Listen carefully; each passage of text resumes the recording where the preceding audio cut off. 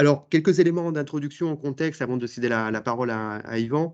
Pour vous dire qu'effectivement, le choix de cette conférence, hein, il s'explique bien entendu par la perspective des Jeux Olympiques, hein, 2024, que nous aurons le plaisir d'accueillir en Provence-Alpes-Côte d'Azur pour ce qui concerne certaines équipes, enfin certaines épreuves de foot, mais notamment surtout pour l'intégralité des épreuves de voile.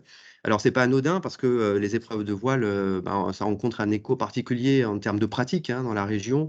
Nous sommes la première région en termes de licenciés, donc au niveau national, en termes de voile. Derrière, en fait, le foot et le tennis. J'avoue que c'était un chiffre qui m'a surpris de prime abord, mais qui du coup justifie pleinement cet ancrage, hein, régional des Jeux et qui témoigne, je pense, de l'importance, hein, des sports de haut niveau en région. Nous avons la chance d'avoir sur le territoire régional 58 centres de préparation aux Jeux sur le territoire régional, donc ce qui témoigne, hein, de l'importance du maillage aussi, hein, de ces pratiques et l'importance du sport sur le territoire régional, et l'impact que cela peut avoir également, on en parlera avec Yvan, bien entendu, sur le territoire, au-delà simplement de la pratique sportive. Euh, alors, n'hésitez pas évidemment au cours de la discussion qui s'en suivra à poser des questions aussi à nos collègues de la direction de la jeunesse et des sports qui pourront vous répondre, hein, sur les politiques régionales. Pour notre part, nous avons souhaité donc inviter Yvan Gasto, avec qui nous avons déjà eu le plaisir de travailler auparavant, à l'occasion donc d'un travail en 2017, hein, avec une équipe pluridisciplinaire de chercheurs, territoire et patrimoine du sport. Je vous invite à d'ailleurs consulter la focale que nous avions publiée à cette époque, hein, donc sur ce travail qui visait effectivement à analyser, hein, les hauts lieux du patrimoine sportif dans une région entre mer et montagne, propice au développement des activités physiques et sportives. Et l'idée, c'était d'aller au-delà simplement de ces lieux, de voir un petit peu comment ben voilà, ça a structuré toute une sociabilité, hein, toute une économie parfois du territoire, et s'intéresser aux représentations derrière, évidemment, aussi que ça véhiculait. Et donc, tout ce travail, donc, malheureusement, n'est pas aujourd'hui, je crois, intégralement disponible, parce qu'il y a eu un problème d'attaque, hein, de cyberattaque, mais normalement, il a vocation voilà, à se remettre à nouveau en ligne, et nous, bien entendu, nous relayerons ces travaux sur notre site connaissance du territoire. Donc pour l'instant, vous devez vous contenter de la focale, mais qui résume bien ces travaux. Au-delà de ça aussi, Yvan, tu es en ce moment donc également, comment dire, au sein du conseil scientifique, hein, d'une exposition donc intitulée Histoire, sport et citoyenneté, qui s'intitule aussi Olympisme 130 ans d'histoire, autour des valeurs et des personnalités marquantes de l'olympisme. Il y a donc une exposition organisée par la KSDM. Donc, je vous invite aussi à consulter. On relaiera aussi dans le chat, en fait, hein, la brochure de cette exposition. Et donc, tu nous fais le plaisir d'être parmi nous. Donc, bienvenue. Merci. Je rappelle que, bien sûr, tu es historien, spécialiste, hein, de l'histoire de l'immigration et du sport. Et donc, sans plus attendre, je te laisse la parole pour introduire donc cette conférence. Merci.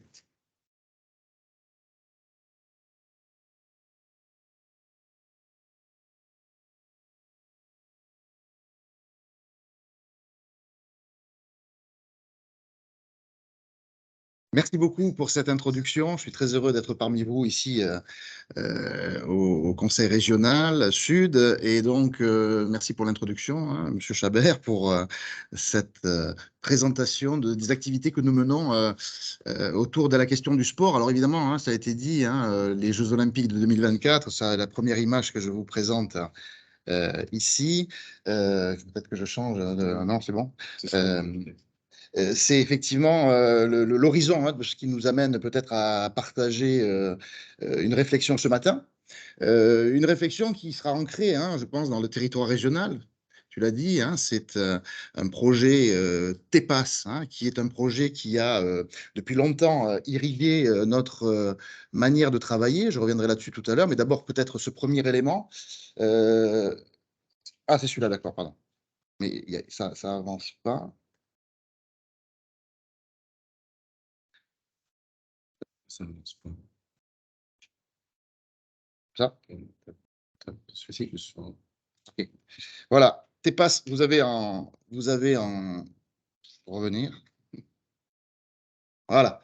Le projet TEPAS, donc Territoire et Patrimoine du Sport en région Sud, qui a été initié donc, par la région hein, et qui a eu cette particularité de créer une cohérence régionale entre les universités de Nice et de Aix-Marseille, en l'occurrence avec mon collègue Stéphane Morlan, et puis d'autres chercheurs qui sont affiliés à ce projet, hein, notamment en ligne mon collègue Jean-Paul Deray, c'est de travailler sur une carte régionale, toute la région, qui met en jeu donc, un site internet qui va réapparaître dans très peu de temps. Il est en place, il n'y a plus à le lancer. Il est hébergé par le site de la MMSH Aix-Marseille.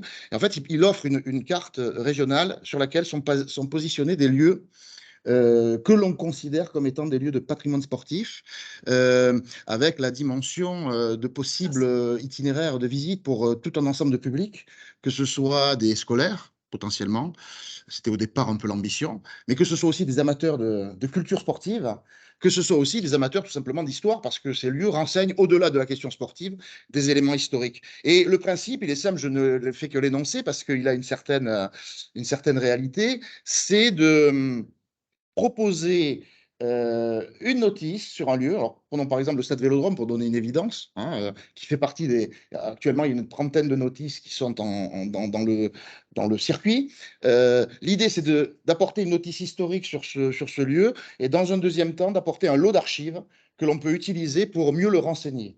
Et à terme, l'idée, c'est de faire en sorte que toute la région soit d'une certaine manière présentée à partir de la notion de patrimoine sportif.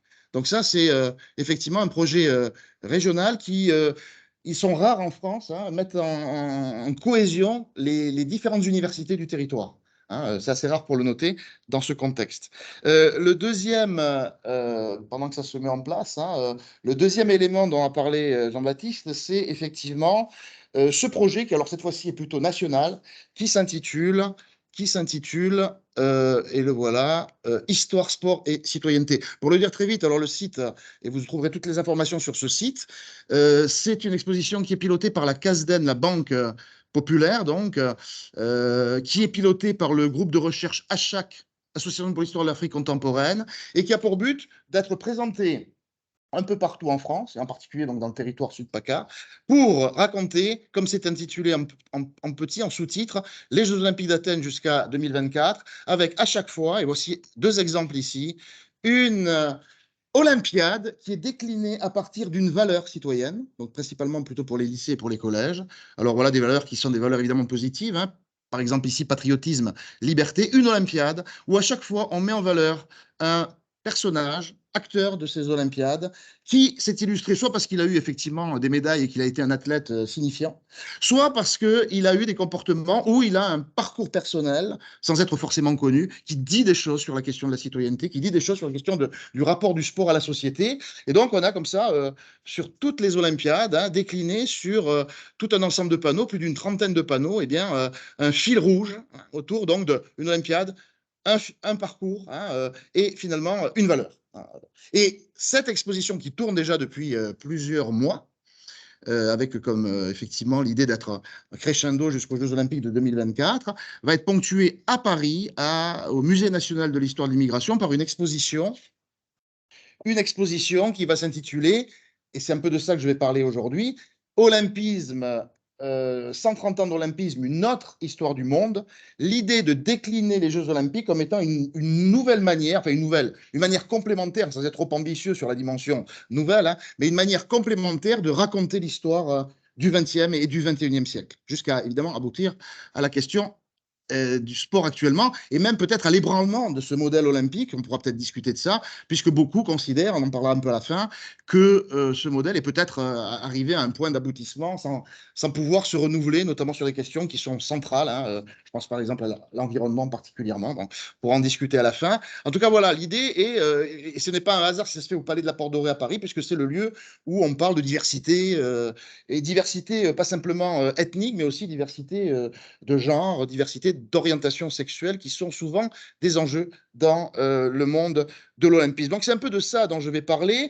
mais à la fin de mon propos, j'essaierai de ramener des éléments au local, notamment à partir de ce projet TEPAS qui me semble être un élément important de lier finalement pour nous ici, hein, le global, le très global. Les Jeux olympiques, c'est quelque chose d'universel, au parfois très local, en sachant que le territoire de la région Sud-PACA a été finalement pas mal concerné hein, par les Olympiades. Pourquoi? Parce qu'il y a des athlètes marseillais, toulonnais, des Alpes, de Nice, qui ont parfois été des Olympiens et des Olympiens fameux, avec des médailles, parce qu'il y a des lieux qui ont été concernés par ces Jeux Olympiques. La preuve, on a parlé de la voile à Marseille en 2024, parce qu'il y a eu des tentatives, on en parlera, d'organiser, notamment pour les Jeux Olympiques d'hiver de 2018, l'organisation des Jeux qui a été envisagée par des territoires. On va en reparler brièvement. Il y a aussi sur le territoire, hein, plutôt du côté est, hein, le Musée national du sport. Je vous rappelle que c'est l'unique musée en France qui met en évidence, alors c'est une échelle nationale, hein. On pourrait avoir des musées à l'échelle régionale, peut-être à l'échelle départementale. Là, on est à l'échelle nationale. Et il y a plus de 40 000 objets, hein, y compris la presse, etc., qui nous renseignent. Hein. Et ce musée a aussi vocation à travailler sur l'espace régional. Il ne fait pas de doute. Alors, dans un premier temps, je vais prendre une bonne partie de mon propos sans essayer d'être trop linéaire pour raconter tous les 4 ans ce qui s'est passé, pas du tout. Je vais essayer de garder une sorte, un rythme qui va essayer de nous ramener à quelques valeurs importantes que nous voulons présenter dans cette histoire. Alors, je dis que cette histoire, l'idée, c'est que ça concerne évidemment tout le monde de l'enseignement, en particulier que cette exposition et que ces propos puissent, à travers aussi l'exposition itinérante, apporter des angles de vue sur l'histoire plus générale. C'est-à-dire qu'on considère que le sport, et en particulier les Jeux Olympiques, sont souvent signifiants, nous donnent des informations parfois un peu décalées, mais nous enseignent sur l'histoire du monde, tout simplement parce que le projet de Coubertin, et pendant longtemps on a eu cette image en matière sportive, c'était de considérer que le sport était une bulle à part, que c'était un monde en soi, que c'était un monde qui devait être finalement en dehors de toute réalité, qui avait sa propre logique, un peu comme ça, enfermée. Et quand on regarde l'histoire, on se rend compte que ça n'a jamais été véritablement le cas. Ça a été un projet un peu comme ça de dire le sport est apolitique et en dehors du politique. Et les sportifs n'ont pas à avoir des positions politiques. Et quand je dis des positions politiques, c'est au-delà du politique au sens strict du terme, hein, des positions d'engagement. Et on se rend compte qu'aujourd'hui, c'est presque le contraire, c'est qu'on oblige les sportifs, après les avoir enfermés dans une situation où ils n'auraient rien à dire parce qu'ils sont une sorte de prototype, d'être aujourd'hui des personnalités qui s'engagent autant que des chanteurs, que des acteurs de théâtre ou de cinéma. Hein. Donc, il y a cette dimension qui a été un leurre au départ, et peut-être une valeur que Pierre de Coubertin lui-même avait instillée hein, dans ses idéologies de l'olympisme, parce que l'olympisme est une idéologie au sens strict du terme, et il faut l'étudier comme une idéologie, hein, une idéologie supranationaliste, mais une idéologie qui touche aussi les territoires les plus précis. Hein, et donc, c'est une manière de penser le monde, en fait. Hein. Et dans cette manière de penser le monde, Pierre de Coubertin avait une valeur première. Alors ici, on le voit jeune, hein, à gauche. Alors évidemment, je dis tout de suite que Pierre de Coubertin a été un totem pendant des décennies. Aujourd'hui, on le critique. On le critique. Il est critiqué notamment pour ce rapport aux femmes et à la pratique sportive féminine. Je vais en dire un mot tout à l'heure. Ce qui montre de manière intéressante le fait que ça a été un intouchable pendant des années. Aujourd'hui, des voix s'élèvent pour apporter des nuances à cette figure incontestable de Pierre de Coubertin. Et on va essayer de trouver le moment qui a été une pierre d'achoppement dans ce cadre-là. Pierre de Coubertin, on le voit ici, a été celui qui a promu, alors peut-être qu'il a fait un peu écran sur les autres, parce qu'il n'est pas le seul, hein. Il y a tout un courant de la fin du 19e siècle parmi les aristocrates français, notamment dans les domaines militaires, de vouloir, dans le contexte de la mise en place de l'éducation physique à l'école, je vous rappelle que cette instauration se fait dans le cadre des lois Ferry, autre personnalité d'ailleurs contestée pour d'autres raisons, mais je passe. Les lois Ferry sont effectivement des lois qui vont obliger l'enseignement de l'éducation physique. Et c'est un cadre qui ne peut pas se départir de la renaissance des Jeux olympiques. Quand je dis renaissance, évidemment, c'est la naissance après l'Antiquité, hein, une lointaine renaissance. Hein. Et dans ce contexte-là, effectivement, Pierre de Coubertin est dans ce moule. Il est famille aristocratique parisienne, cursus militaire. Hein, il a pour ambition de devenir un militaire haut gradé. Mais dans le cadre de l'armée, il se passionne, comme d'autres militaires hein, à l'époque, pour l'éducation physique, qui est un horizon important dans le cadre militaire, notamment après la défaite de 1870 contre l'Allemagne, et intéressé par la notion d'enseignement. Autre corde à son arc pour Pierre de Coubertin, c'est d'avoir fait un stage, enfin plus qu'un stage, un séjour en Angleterre, où il va se parfaire hein, des rudiments de pratique sportive, devenant ce qu'on appelle à l'époque, c'était un horizon important, un sportman. sportman, c'est-à-dire il avait une discipline prioritaire où il excellait, Pierre de Coubertin, c'était le tir au pistolet.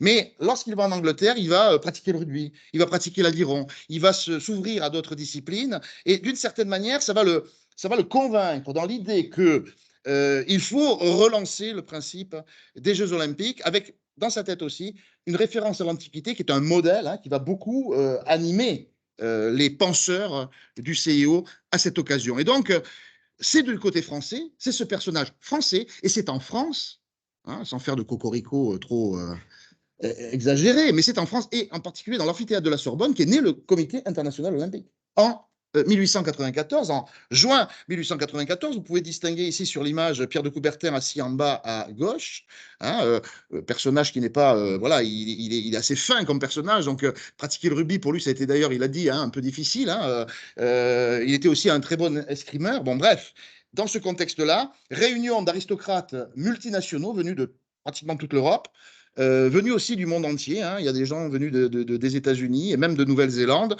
pour créer ce comité international olympique dont, d'une certaine manière, les valeurs, puisqu'on parle de valeurs, sont assez nettement affichées. Comme beaucoup de théoriciens, Pierre de Coubertin, si on peut dire qu'il est théoricien, il est aussi praticien mais théoricien, il va penser l'olympisme avant de le mettre noir sur blanc sur une théorie, puisque la charte olympique ne sera finalement publiée qu'en 1908, c'est-à-dire 15 ans après avoir énoncé les grandes valeurs partagées par tous ceux qui vont lancer international olympique. Alors la première des valeurs, vous l'avez vu, c'est l'entente internationale. On est en 1894 dans un moment de paix, c'est important. Et dans un moment où on espère que la paix sera perpétuelle. Évidemment, erreur. Bon, ça, on ne peut pas en vouloir à ceux qui étaient là à ce moment-là, en considérant que le sport serait une manière de pouvoir être un rempart contre la guerre. Pour ça, ce projet-là, évidemment, il a échoué, mais ça n'a pas empêché que les Jeux Olympiques puissent se poursuivre. Et ça, c'est un élément. La guerre n'a empêché des Jeux, on va en parler, mais jamais totalement remettre en cause l'idéal olympique, malgré qu'il est un idéal pacifiste. Donc, les guerres du XXe siècle, et ô combien importantes, n'ont jamais, finalement, altéré le projet olympique. Et donc, il faut comprendre ces contradictions qui sont importantes. Deuxième élément, la politique, j'en ai déjà parlé, donc j'y reviens pas. L'idée que, finalement, le sportif doit sortir d'un cadre politique, ce qui fera que, par exemple, dans certaines Olympiades, des gens qui avaient des engagements politiques, notamment au niveau du CIO, eh bien, céderont parfois à des outrages politiques. Pierre de Coubertin admirera, enfin j'exagère un peu en disant admirer, mais il va soutenir les Jeux de Berlin organisés par Hitler. Pourquoi? Parce qu'il est en faveur de son modèle olympique, ce qui l'amènera dans une impasse, quelque sorte. Ou, à l'inverse, lorsque les Jeux Olympiques de Moscou seront boycottés par les États-Unis, le président du CIO, qui était Avery Brundage, très anticommuniste, va pour autant soutenir à fond le fait que les Jeux se déroulent à Moscou. Pourquoi? Parce qu'il est en position de défendre l'olympisme et non pas l'idéologie qui est plutôt la sienne. Et pourtant, c'était un dur anticommuniste. Donc, une position comme ça un peu étrange dans ce cadre. Troisième élément, alors ça concerne les athlètes en action, le fair play. Donc, on peut considérer que cette valeur reste intangible aujourd'hui, même si, évidemment, être fair play en 1895-96, peut-être différemment, être fair play différemment aujourd'hui, c'est à réfléchir. Le déplacement de soi, donc dépassement de soi, l'idée que, donc c'est ce slogan, plus haut, plus vite, plus fort, de l'abbé Didon, qui avait été énoncé à ce moment-là et que Pierre de Coubertin va faire sien. Donc, l'idée de se dépasser, donc, ce sont deux valeurs de l'athlète, être fair play, respecter l'adversaire et se dépasser. Il me semble que pédagogiquement, ces valeurs sont intéressantes aujourd'hui à être portées, notamment dans les expositions, cette idée que le sport reste, à mon avis, une valeur positive à ce titre-là. Et donc, quelque part, il ne faut pas tout jeter avec l'olympisme. Certains voudraient tout écraser. Moi, je pense qu'il faut être nuancé dans ce cadre-là. Et puis, en fait, aussi, de favoriser les échanges culturels, c'est-à-dire de considérer que les Jeux Olympiques sont une occasion pour les populations de se rencontrer, de se connaître mieux.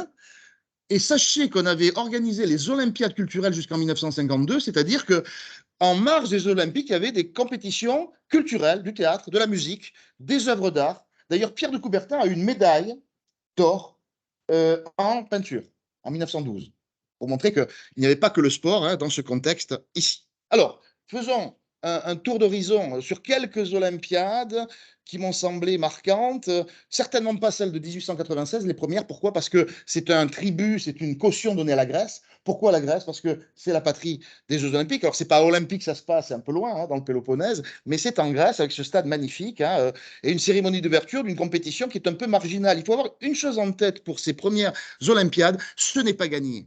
Ce n'est pas gagné que les Jeux Olympiques soient un modèle à succès. Pierre de Coubertin va un peu, et le CIO va un peu, on va dire, galérer, si on peut dire ça comme ça, pour essayer d'imposer ce modèle, de faire en sorte qu'il se pérennise. D'ailleurs, pour arriver à avoir l'existence de réels Jeux Olympiques autonomes, il faudra attendre 1912. Jusqu'en 1912, c'est-à-dire 96, 1900, 1904, 1908, les Jeux sont intégrés à d'autres événements culturels. Alors, principalement, ceux de 1900, hein, il y a eu 3 Olympiades après, il y en a eu 2, il y en a une troisième qui se prépare, hein, 1900, 1924 et 2024. Les Jeux de Paris de 1900 sont des faux Jeux. Pourquoi? Parce qu'ils se déroulent dans le cadre de l'exposition universelle qui se déroule sur 6 mois. Donc, à Paris, il y a des gens qui ont fait les Jeux Olympiques sans savoir qu'ils participaient à des Jeux Olympiques. Il n'y a pas eu de cérémonie d'ouverture, il n'y a pas eu de cérémonie de clôture. Il y a des compétitions qui ont été organisées en mai, d'autres en septembre, d'autres en novembre, puisque l'exposition universelle a duré sur 6 mois. Et Pierre de Coubertin a eu le nez creux parce que, évidemment, le sport. Alors, l'exposition universelle, c'est montrer la modernité du monde. Et évidemment, le sport, c'est une modernité du monde. Donc, c'est absolument pas incohérent que ça soit placé dans l'exposition universelle. En revanche, ça a été un coup de publicité énorme. Et la spécificité, c'est que ça peut apparaître aujourd'hui un peu particulier, c'est que ces Jeux Olympiques étaient quasiment ouverts à tous. Vous et moi, vous essayez au tir à l'arc, ben vous devenez olympien, on vous inscrit. Voilà, vous et moi, vous voulez faire de l'aviron, ben on vous inscrit. Voilà, il y a 58 000 participants. On n'atteindra jamais ce niveau. Alors évidemment, sur les 58 000, il y a un millier de médaillables, hein, un millier d'hommes, hein, et une vingtaine de femmes.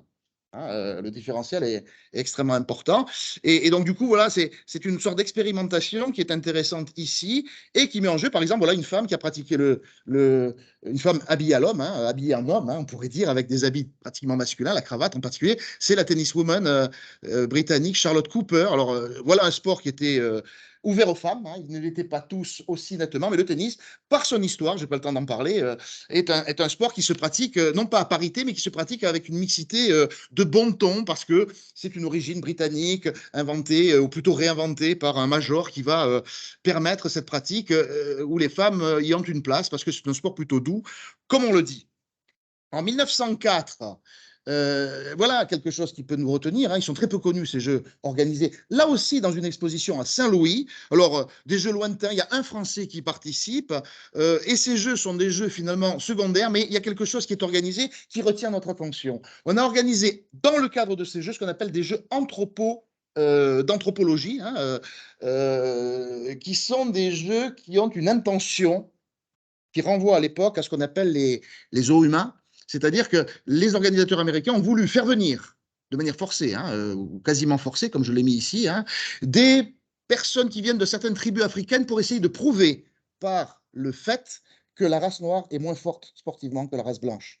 Donc, on va organiser ces jeux anthropologiques où, notamment, va s'illustrer, si on peut dire, hein, regardez les quelques images qui le mettent, hein, cette figure qu'on a retenue pour l'exposition qui s'appelle Otabenga, né au Congo en 1883, qui va devenir une sorte de bête de foire. Hein, on pourrait dire, on va l'exhiber un peu partout pour montrer le fait que ces Noirs sont volontaires, ils sont volontaires, mais qu'ils n'ont pas les capacités physiques de pouvoir réussir en matière sportive. C'est intéressant parce qu'aujourd'hui, on pense que c'est parfois le contraire, que dans certaines disciplines, les Noirs sont plus forts que les Blancs, alors qu'à l'époque, on voulait montrer que les Blancs étaient plus forts que les Noirs. Et ce, donc, Otabenga, venu de la tribu des, j'ai mis Tibus et tribu des Mbouti, hein, eh bien, quelque part, est une vedette à l'envers, on pourrait dire, des Jeux Olympiques, hein, mais ça donne des scènes de ce type-là. C'est-à-dire que dans les tribunes, pas très garnies d'ailleurs, hein, de Saint-Louis, eh bien, on expérimente la pratique sportive plutôt venue d'Europe, même si le lancer du javelot, par exemple, ou le tir à l'arc pourrait être une pratique des tribus, pour essayer d'évaluer. On essaie de mesurer qui est le plus fort, qui a les meilleures capacités physiques. Hein. Donc,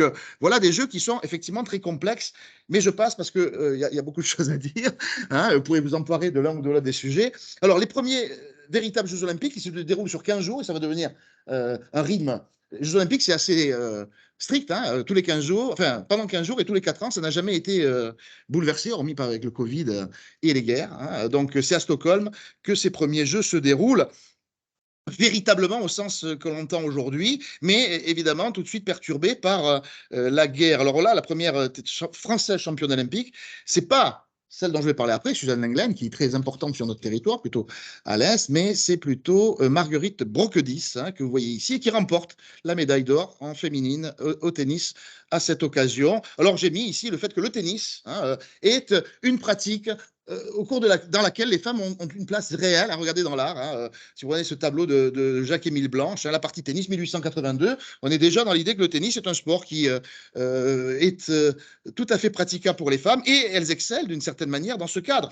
Un Marseillais très important lors de cette Olympiade de 1912, hein, qui a eu une fin tragique, évidemment, c'est Jean Bouin. Jean Bouin, qui, tout en étant marseillais, est au club de Nice, mais qui va donc remporter une médaille d'argent en 1912. Alors oui, on n'a pas mis la médaille d'or, mais ce qu'on sait de lui, et c'est pour ça que son nom apparaît beaucoup dans les patrimoines, c'est qu'il est mort dans les premières semaines de la guerre, hein, au champ d'honneur, dans la Meuse. Donc voilà pourquoi Jean Bouin est un personnage important, et je pense que c'est un personnage important pour notre région, hein, Jean Bouin. Je pense qu'on en a évidemment conscience.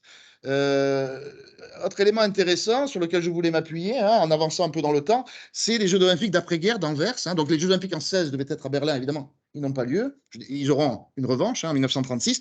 En revanche, à Anvers, pardon, en 1920, vous avez les anneaux olympiques, hein, qu'on enseigne souvent aux enfants en disant c'est les 5 continents, etc. Je voulais vous signaler une chose qui est intéressante, à mon avis, c'est qu'au départ, les anneaux, l'idée des anneaux, ça vient de Pierre de Coubertin, c'est lui qui a dessiné les anneaux, hein, il y a l'archive de tout ça, mais au départ, les anneaux, c'est 2 anneaux, c'est pas 5 anneaux, c'est l'anneau bleu et l'anneau rouge. L'anneau bleu, c'est le symbole du Racing Club de France, l'anneau rouge, c'est le symbole du Stade français. Ces 2 clubs vont se fondre dans la première grande fédération française qui s'appelle l'USFSA, Union des sociétés françaises de sport athlétique, qui est à la base des Jeux olympiques, en fait, l'USFSA. Et le premier maillot de l'équipe de France, c'est pas le coq, ce sont les 2 anneaux mêlés. Hein, les 2 anneaux mêlés, ça c'est le maillot de l'équipe de France, en l'occurrence de rugby en 1906. Mais voilà une autre image. Toutes les équipes de France collectives ont c'est du blanc avec l'anneau bleu et l'anneau rouge. Et de cette idée-là va naître les anneaux olympiques pour Pierre de Coubertin. Regardez à droite, hein, il y a des maillots aujourd'hui vintage, hein, qui ramènent à cette époque, évidemment, d'avant la Première Guerre mondiale. Mais ça, c'est l'équipe de France, de rugby, de football notamment, qui joue avec ces maillots-là. Alors oui, grande figure très marquée aussi par la région, notamment à Nice, donc Suzanne Lenglen, qui est double championne olympique en simple et en mixte en 1920. Voilà une figure importante, me semble-t-il, de l'olympisme sur le plan féminin, hein, non seulement par rapport à son efficacité, mais aussi au-delà, parce que Suzanne Lenglen incarne véritablement la mode et le sport dans les années 20. C'est-à-dire qu'elle est un peu marquée par cette double approche, hein, l'efficacité de terrain, mais là, c'est l'efficacité médiatique. Elle va devenir, on pourrait dire, une fashion victime, hein, puisque, par exemple, le photographe Pierre-Henri Lartigue va régulièrement la suivre et la prendre en photo. Des designers, alors voilà, la pièce maîtresse. Vous n'êtes jamais allé au musée du sport, ben, à la limite, la pièce la plus réputée, c'est celle qui est à gauche. C'est la robe dessinée par le designer Jean Patou dans les années 20 pour Suzanne Lenglen, qui casse le rythme un peu corseté de ce que vous avez tout à l'heure avec Charlotte Cooper. Hein. Donc là, elle a une robe plus souple, plus aérienne, qui va tout à fait à son état d'esprit un peu garçonne, un peu rebelle, qui était Suzanne Lenglen dans les années 1920, quand elle est devenue une vedette incontournable. Hein. Vous la voyez, voilà, la figure féminine émancipée des années 20, c'est Suzanne Lenglen, constamment dans les magazines, constamment mise en scène. Le sport, et en l'occurrence féminin, n'est pas à ce moment-là, d'une certaine manière, dans un certain cadre, mis à l'écart, comme il le sera beaucoup un peu plus tard. C'est-à-dire que l'histoire des femmes dans le sport, c'est pas une histoire linéaire, une histoire qui a été assez importante à un moment donné, qui est retombée notamment avec l'époque de Vichy dans ce cadre. Et encore, les disciplines n'ont pas tout à fait la même valeur dans ce cadre. Mais voilà, je vous ai mis quelques exemples d'objets qui mettent en scène Suzanne Lenglen comme étant voilà, un élément de patrimoine parce qu'elle est sculptée, elle est dans des porcelaines, etc. Dans ce cadre. Et puis évidemment, la presse en parle notamment avec l'organisation sur le territoire régional à Cannes du match du siècle en 1926 sur les cours de l'hôtel Carlton. Vous avez une rencontre entre Suzanne Lenglen vieillissante et sa challengeuse qui s'appelle Helen Wills. Regardez, il y a le monde entier suit ce match. Les journalistes qui viennent des États-Unis, elle est tellement populaire en Angleterre. Hein, voilà un élément qui est intéressant. Par le sport, on arrive à trouver la question du tourisme ici dans la région. Mais cette belle histoire féminine que représente Susan Lenglen doit être mise en parallèle avec une histoire de tension entre Pierre de Coubertin et celle qui va s'afficher au niveau des Jeux Olympiques comme son opposante. Hein, je le dis de manière un peu comme ça, caricaturale, mais c'est ça, c'est Alice Mia. Ce nom résonne aujourd'hui parce qu'il existe une fondation Alice Mia, qui a été créée en 2016, vous voyez, parce que les problématiques sociétales nous amènent à réfléchir davantage au sport féminin et à la parité entre hommes et femmes dans le sport. Alice Mia, pendant longtemps, est restée dans l'ombre, je dirais, dans l'inconnu. Hein, qui était-elle? Eh bien, c'est celle qui s'est lancée dans l'organisation du sport féminin. Elle était une sport woman, on va dire. Hein. Elle était spécialisée dans l'aviron, mais elle va devenir aussi nageuse, hockeyeuse, footballeuse également. Et elle va notamment créer Femina Sport en 1912. La femme sportive, c'est une revue, c'est un journal qui existe, vous voyez, dans la période des années 1910, 1920, 1930. Et lorsqu'elle va s'opposer à Pierre de Coubertin, ce sera assez dur puisque Pierre de Coubertin avait une phobie, il ne voulait pas que les femmes fassent de l'athlétisme. Considérer que l'athlétisme était déformateur pour les femmes, que ça les empêchait d'avoir des enfants, que c'était un sport qui devait leur être absolument interdit. Hein. Il avait ce fantasme. Et puis d'autres sports, évidemment. Hein. Mais l'athlétisme, qui est un sport olympique important. Hein. Donc Alice Mia va s'opposer à lui et va organiser des contre-Jeux olympiques féminins qui vont s'organiser d'abord à Monaco. Hein.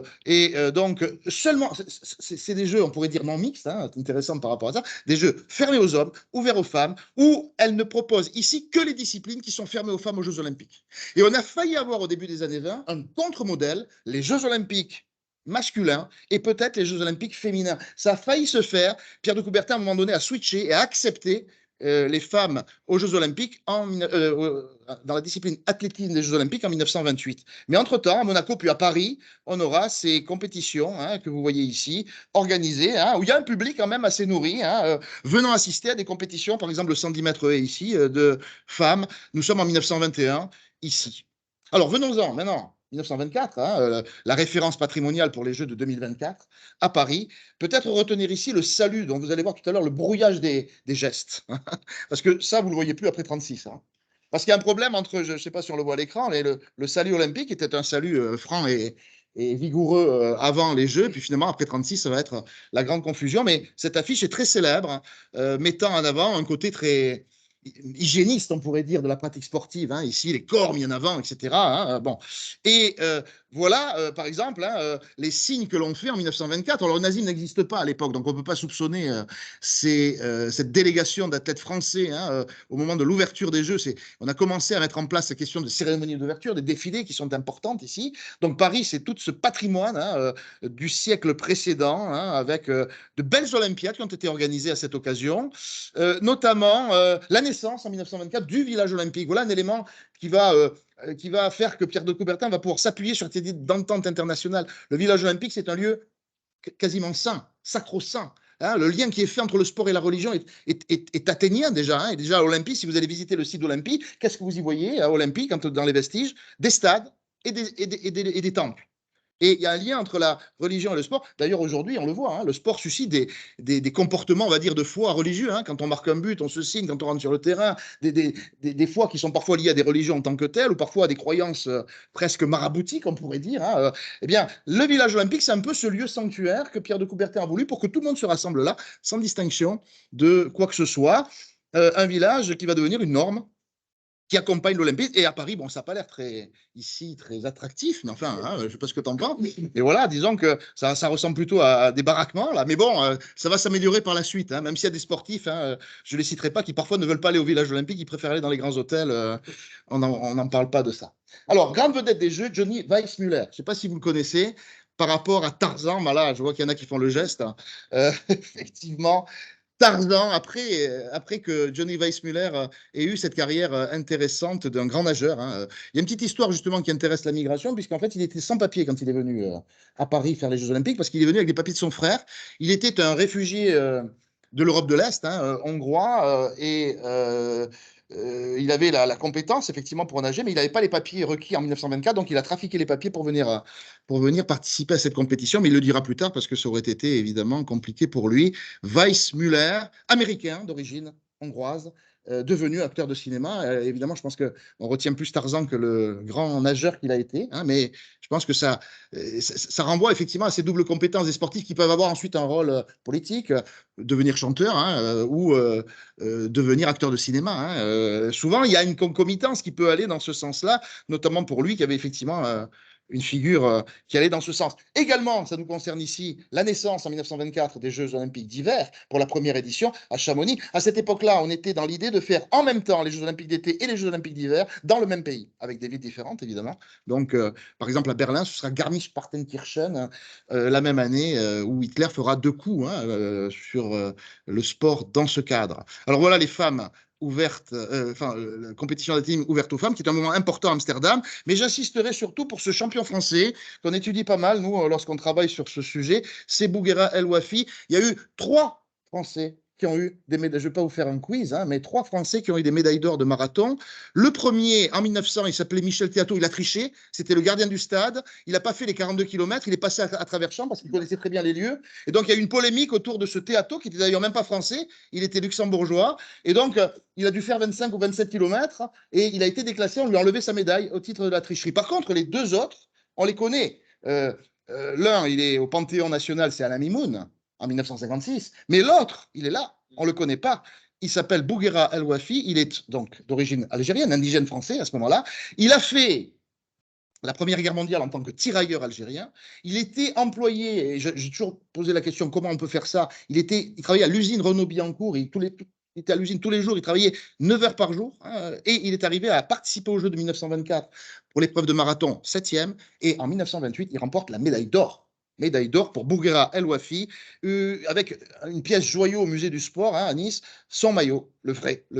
Alors, il faut gérer la roue, il faut gérer tous ces sujets un peu compliqués des objets. Mais El Wafi, là aussi, un peu comme Alice Milla pendant longtemps, non intéressant. Aujourd'hui, on s'intéresse aux minorités postcoloniales et on se rend compte que c'est un personnage qui nous parle dans ce cadre. Et Bouguera El Wafi, vous voyez, il est même l'objet de récits de fiction, comme par exemple une bande dessinée hein, autour de ça, en sachant qu'il est d'ailleurs mort pendant la guerre d'Algérie dans le dénuement le plus total, parce que après le professionnalisme, après la victoire de El Wafi au marathon en 1928, en tant qu'amateur, il a voulu devenir professionnel.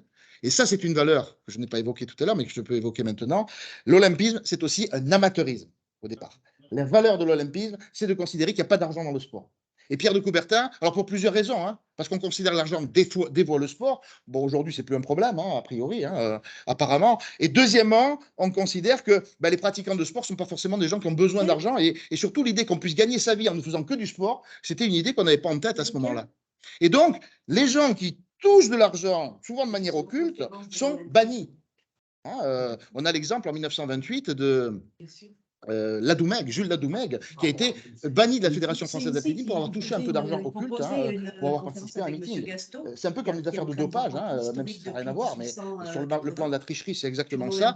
Et donc, cette illusion de l'amateurisme va être un problème pour l'olympisme jusqu'à tard. Premiers Jeux olympiques qui vont officiellement accueillir des professionnels, 1992. Très tard. Donc il y a eu toute une période pendant laquelle on a eu une hypocrisie autour de cette dimension. Je passe rapidement sur Los Angeles, où là on retient la figure de quelqu'un qui n'a pas forcément été dans les mémoires, mais c'est un geste que l'on retient ici. Judith Guinness, hein, escrimeuse britannique, alors à une époque où il n'y a pas de caméra de télévision, il y a un arbitre, vous le voyez ici, qui est en train de superviser la scène. Donc l'arbitre décrète Judith Guinness médaille d'or de la finale de l'épée.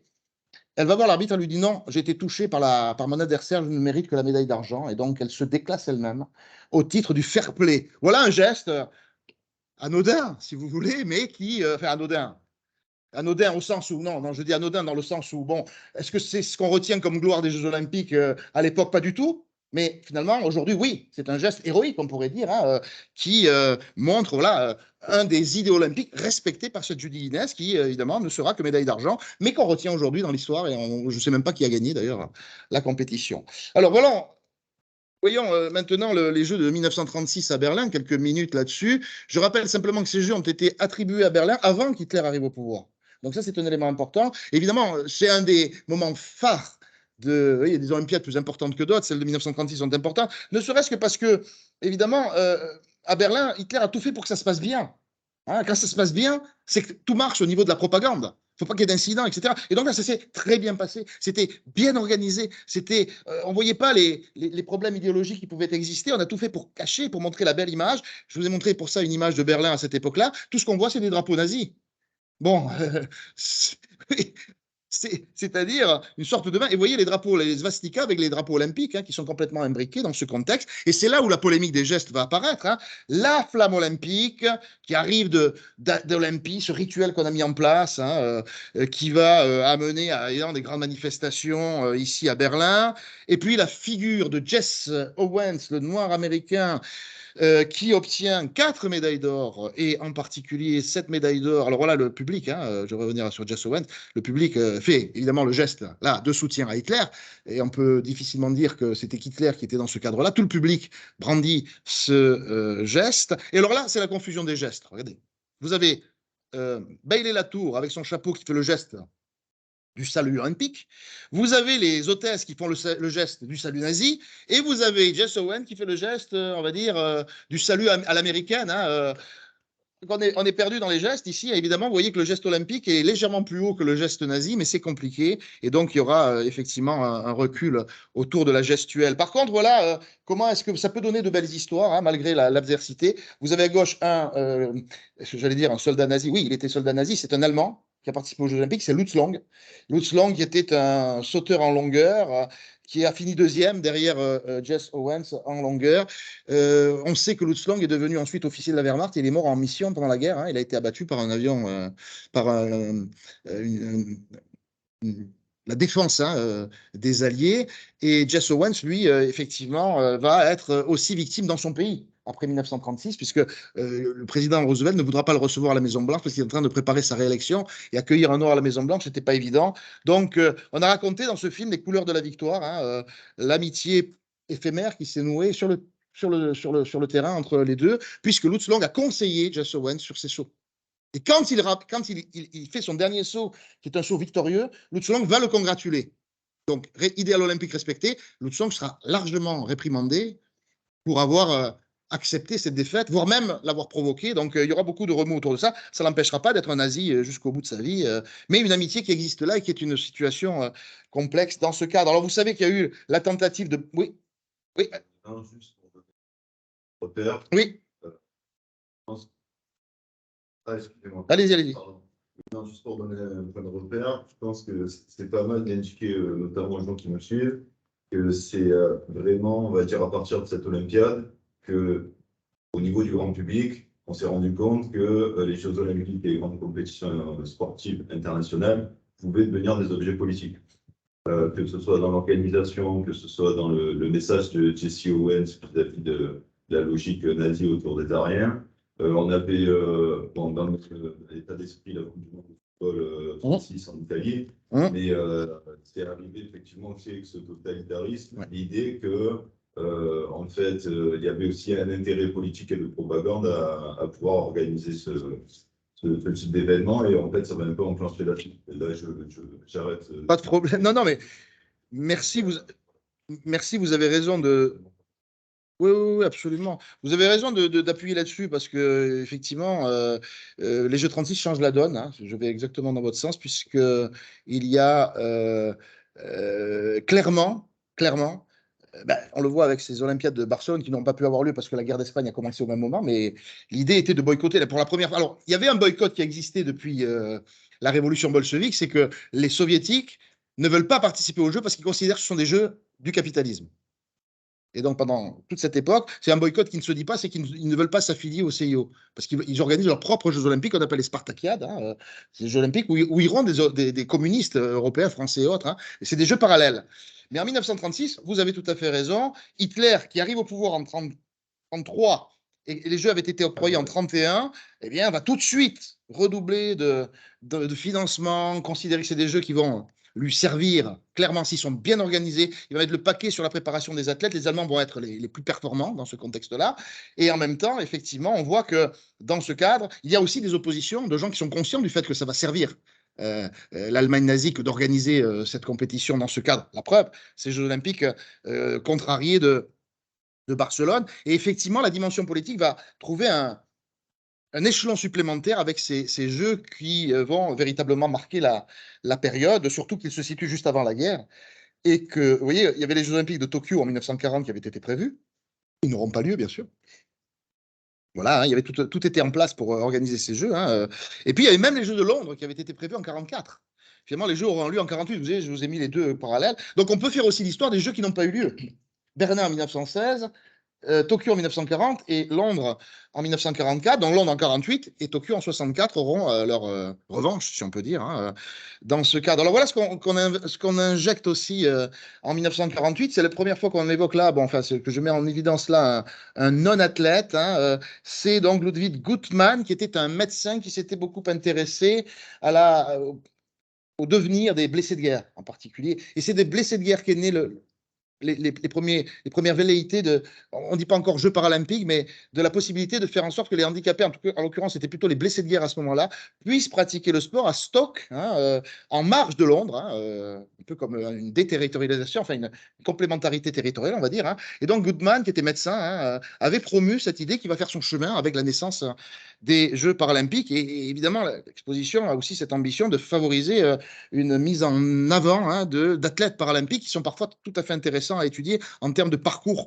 dans ce contexte. Mais à Helsinki en particulier, on peut retenir, alors là, oui, effectivement, la dimension dont vous parliez tout à l'heure de 1936 trouve là aussi un point de ralliement avec le fait que désormais en 52, les soviétiques acceptent et décident de participer. C'est formidable pour le fait sportif parce qu'il va y avoir des affrontements extraordinaires, comme déjà en 1952, et ça va aussi amener un lot de tensions politiques extrêmement forts. Les Jeux d'Helsinki sont très importants comme les Jeux de Berlin pour ce que vous évoquiez, c'est-à-dire les Soviétiques vont-ils battre les Américains? C'est la question qu'on se pose. On est en pleine guerre de Corée, on est en pleine guerre en tout cas de préparation du début de la guerre d'Algérie, on est en pleine période de guerre froide, le blocus de Berlin. Donc le monde est déjà un peu sous tension, hein, certainement pas autant que la Seconde Guerre mondiale, mais déjà. Et le sport, là, est clairement énoncé comme étant un important lieu de tension potentielle.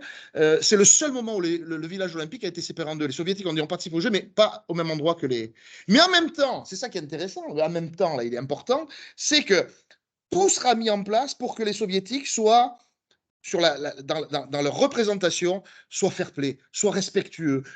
Ils vont donner des fleurs aux Américains. C'est-à-dire qu'on est sur plusieurs discours. On est sur un discours de violence d'une certaine manière énoncé. En même temps, on est sur un discours qui fait que sur le terrain du sport, on va être quand même respectueux. Et c'est un peu ça aussi la guerre froide. Hein, cet équilibre de la terreur, on pourrait dire qu'il existe aussi dans ce cadre-là. Par exemple, les Américains en aviron, hein, une finale États-Unis-URSS, les Américains invitent les Soviétiques à un repas post-compétition. Ils acceptent, donc il y a des échanges. On a des photos de gens qui se congratulent alors que la guerre froide est en cours de route. La grande figure en 52, figure de l'Est, c'est pas un soviétique, c'est Émile Zatopek, la locomotive humaine. Il a inventé tout un ensemble de techniques de course, le fartlek, etc. Et en 52, c'est celui qui va représenter le bon exemple de l'Est. En sachant que si on suit le parcours de Zatopek, en 68, lorsque le printemps de Prague se met en place, il est opposé à l'intervention des chars soviétiques et il sera mis à l'écart par le gouvernement tchécoslovaque qui retrouve la main dans ce cadre-là. Donc du héros au paria, c'est le cas de Zatopek et de bien d'autres athlètes de l'Est à cette époque. Voilà les cérémonies d'ouverture, notamment à Helsinki. Je passe là-dessus. À Melbourne, la politique est importante aussi lorsque, notamment, alors bon, effectivement, premiers Jeux Olympiques en dehors d'Europe ou des États-Unis, mais à Melbourne, il y a cette histoire qui est intéressante, hein, qui fait lier le sport à la politique. C'est certes un peu anecdotique, mais on joue beaucoup là-dessus. Les chars à Budapest, hein, cette fois-ci, pas à Prague, et une demi-finale de water-polo entre URSS et Hongrie. Les deux pays qui se frottent, et c'est ce qu'on appellera ce jour-là, pour l'anecdote, la piscine rouge de sang, parce que les Soviétiques et les Hongrois en sont venus aux mains, mais aux mains dans l'eau, ça veut dire que le sang va couler, hein, comme vous le voyez ici avec ce joueur hongrois. Et donc, les journalistes vont profiter, si on peut dire, hein, entre guillemets, de cette mise en scène pour montrer que la guerre froide, c'est aussi dans un bassin aquatique, dans une compétition de water polo. Très intéressant, les Jeux de Rome en 1960, sur la question de la décolonisation, puisque Abebe Bikila, éthiopien, remporte, et vous le voyez, les pieds nus, hein, sur la photo à droite, et même sur la photo à gauche, dans le Rome tout paré, hein, de son patrimoine antique et des compétitions qui sont dans les grands lieux de l'Antiquité. Hein. Mon collègue Stéphane Mourlan est un grand spécialiste de cette Olympiade-là. Et il y a effectivement ici cette revanche, on pourrait dire, hein, puisque Bikila est un Éthiopien et que évidemment, il représente une Éthiopie qui s'est détachée de l'Italie coloniale et qui remporte sous l'arc de Constantin cette victoire aux pieds nus, qui met en scène un héros olympique et sans doute aussi un héros africain. Les Africains étaient très peu présents, j'ai parlé des Jeux de Saint-Louis tout à l'heure, désormais c'est l'entrée en masse, en importance, des pays africains et des athlètes africains comme des héros importants, mais aussi des héros noirs, puisque la grande figure aussi des Jeux de Rome, c'est Cassius Clay, Mohamed Ali, qui ne fera qu'une Olympiade, qu'il va remporter en boxe. Il a à peine 18 ans. Après, il passe tout de suite professionnel. Et donc, Mohamed Ali, le futur Mohamed Ali, s'illustre aux Jeux de Rome avant de s'illustrer ailleurs dans la vie sportive et économique. Oui, je passe 64. 68 à Grenoble, effectivement. On a une sensibilité à Grenoble, je pense, ici dans notre région, mais ce n'est pas tout à fait la région, mais on est dans la voisinage, on va dire. C'est les Alpes, on va dire. Bon, bref, il faut discuter. Euh, hein Bon, et en 1968, surtout, au-delà de nos héroïnes françaises Colette Besson et Christine Caron, qui portent les drapeaux, notamment pour Christine Caron, il y a effectivement cette gymnaste tchécoslovaque, Kasaska, qui va représenter une sorte de figure tchécoslovaque au temps du printemps de Prague, mais surtout ce que tout le monde retient, notamment les élèves, c'est ce geste politique que je ne développe pas parce que je n'ai pas le temps, mais qui met en évidence la possibilité de pouvoir s'exprimer politiquement, comme vous disiez tout à l'heure. Là, c'est sur un podium. Ils vont payer cher cette mise en scène qui va leur coûter le bannissement. Sauf qu'aujourd'hui, ils sont toujours vivants, les deux. Tommy Smith, premier du 200 mètres, et John Carlos, troisième. Ils sont honorés, ils sont mis en scène d'une manière tout à fait patrimoniale aujourd'hui. Bob Beamon qui va s'illustrer à travers des gestes importants à cette occasion. Un saut 50 cm plus loin que le record précédent, impossible à mesurer en 1968. Certains diront que c'est une rage liée au fait que ses copains ont été exclus. 2 jours plus tard, il fait ce saut. Alors c'est à Mexico, c'est en altitude, pardon. Et pour ce saut en longueur, on n'arrive pas à le mesurer, on le finit au mètre. Dans ce contexte, c'est un peu compliqué. Ou ce geste fou, qui donne des images extraordinaires de Dick Fosbury, qui va lancer un brevet, puisqu'on va parler du Fosbury Flop en 1968. Encore quelques éléments, je n'irai pas au bout, parce que je ne veux pas aller jusqu'en 2024, je vais avoir un début de passage au régional, simplement. Je passe sur le moment le plus dramatique, c'est 72, et l'exécution par un commando palestinien. Donc la question israélo-palestinienne s'invite aux Jeux de Munich. On voulait faire des jeux qui seraient les jeux propre par rapport aux Jeux de Berlin. Et puis finalement, ça a été les Jeux les pires, puisque non seulement ça aboutit à la mort dans le village olympique, mais les Jeux ont continué malgré ce drame absolument effroyable. À cette occasion, en 1972, on a eu cette finale absolument extraordinaire entre la basket américain et le basket soviétique, 51-50, un panier à la dernière seconde, et la guerre froide qui s'invite sur le gymnase de Munich à cette occasion. Autre exploit, à côté de celui de Bob Beamon, celui de la Roumaine Comaneci, qui obtient la note parfaite de 10, impossible à mettre sur le panneau d'affichage. On a dû la mettre au feutre. Donc, incroyable exploit qui va faire d'elle une championne de l'Est, bien utilisée par le régime de Ceausescu, mais qui, à un moment donné, va s'essouffler. De même que vont s'essouffler les athlètes dopés de la RDA, qui vont devenir des modèles et souvent des cobayes, comme c'est le cas de cette Cornelia Ender, que Vincent Duluc, le grand journaliste de l'équipe, a raconté dans ses écrits. Cornelia Ender, vous avez une belle image ici des années 70, ça vous dit pas. C'est avec son compagnon, Roland Mathès, et tous deux ont été, vous voyez, je ne sais pas combien ils ont de médailles à eux deux, mais c'est un couple à la fois glamour de l'époque, et en même temps sportif. Dans ce cadre-là, le bras d'honneur de Vladislav Kozakiewicz met en jeu la question polonaise en URSS. Il remporte le son en la perche, médaille d'or, et le public qui le siffle parce qu'il est polonais. Et quand il se relève, il fait un bras d'honneur au public, ce qui évidemment complique la situation. D'autant que, évidemment, la Russie, l'URSS avait des problèmes puisque, vous le savez, ces jeux ont été boycottés. J'ai pas le temps d'en parler. Mais il y avait déjà, vous voyez, il y avait aussi à ce moment-là, puisqu'il y avait déjà en 1936, mais des velléités de boycott, et pas que du côté américain, puisque là, c'est la gauche non communiste qui veut boycotter les Jeux, notamment, vous voyez, solidarité avec les travailleurs des pays de l'Est à cette occasion. Et évidemment, vous voyez que la mise en scène, elle est quand même assez claire au jeu de Moscou. Il n'y a pas d'ambiguïté autour de ça. Bon. Je passe Séoul rapidement et l'affaire de. Donc, je disais qu'en 92, c'est là que les professionnels et notamment la Dream Team américaine va apparaître avec le basket. Je passe aussi les médailles de nos Françaises en 1996 et celle de Cathy Freeman qui va réconcilier le peuple aborigène le peuple australien en défilant avec les deux drapeaux mêlés. Hein. Voilà comment le sport peut faciliter les questions de réconciliation. De même qu'à Pékin, ça peut mettre en avant la puissance et les boycotts des Jeux de Pékin a été un vrai sujet, notamment sur la question des objets sportifs et notamment des stades. Je voudrais simplement passer à partir de ça, et notamment ici la boxeuse Nicolas Adam, qui montre que des femmes homosexuelles affirmées, assumées, peuvent aussi pratiquer la boxe. Première compétition de boxe féminine à Londres en 2012. Hein, montrer que effectivement, pendant longtemps, les Jeux ont été des Jeux européens et occidentaux. 2016, c'est les premiers Jeux en Amérique du Sud. Rio. Hein. Et puis la parité, vous voyez, Athènes, 0 femmes. Finalement, on arrivera à Paris avec la parité. C'est une mise en scène. Vous voyez que Pékin, on n'y est pas, mais on s'y approche. Hein, mais par exemple, Londres en 48, c'est encore très, très faible.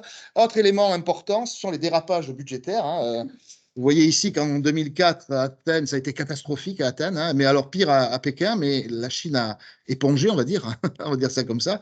Et puis finalement, c'est régulièrement le cas, et il semble qu'à Paris, ce soit aussi le cas, hein, d'après ce que j'ai pu entendre par-ci, par-là. Montrer aussi les questions écologiques. Alors, on se pose la question des empreintes carbone, et c'est un peu dur quand on va dans ce sens-là.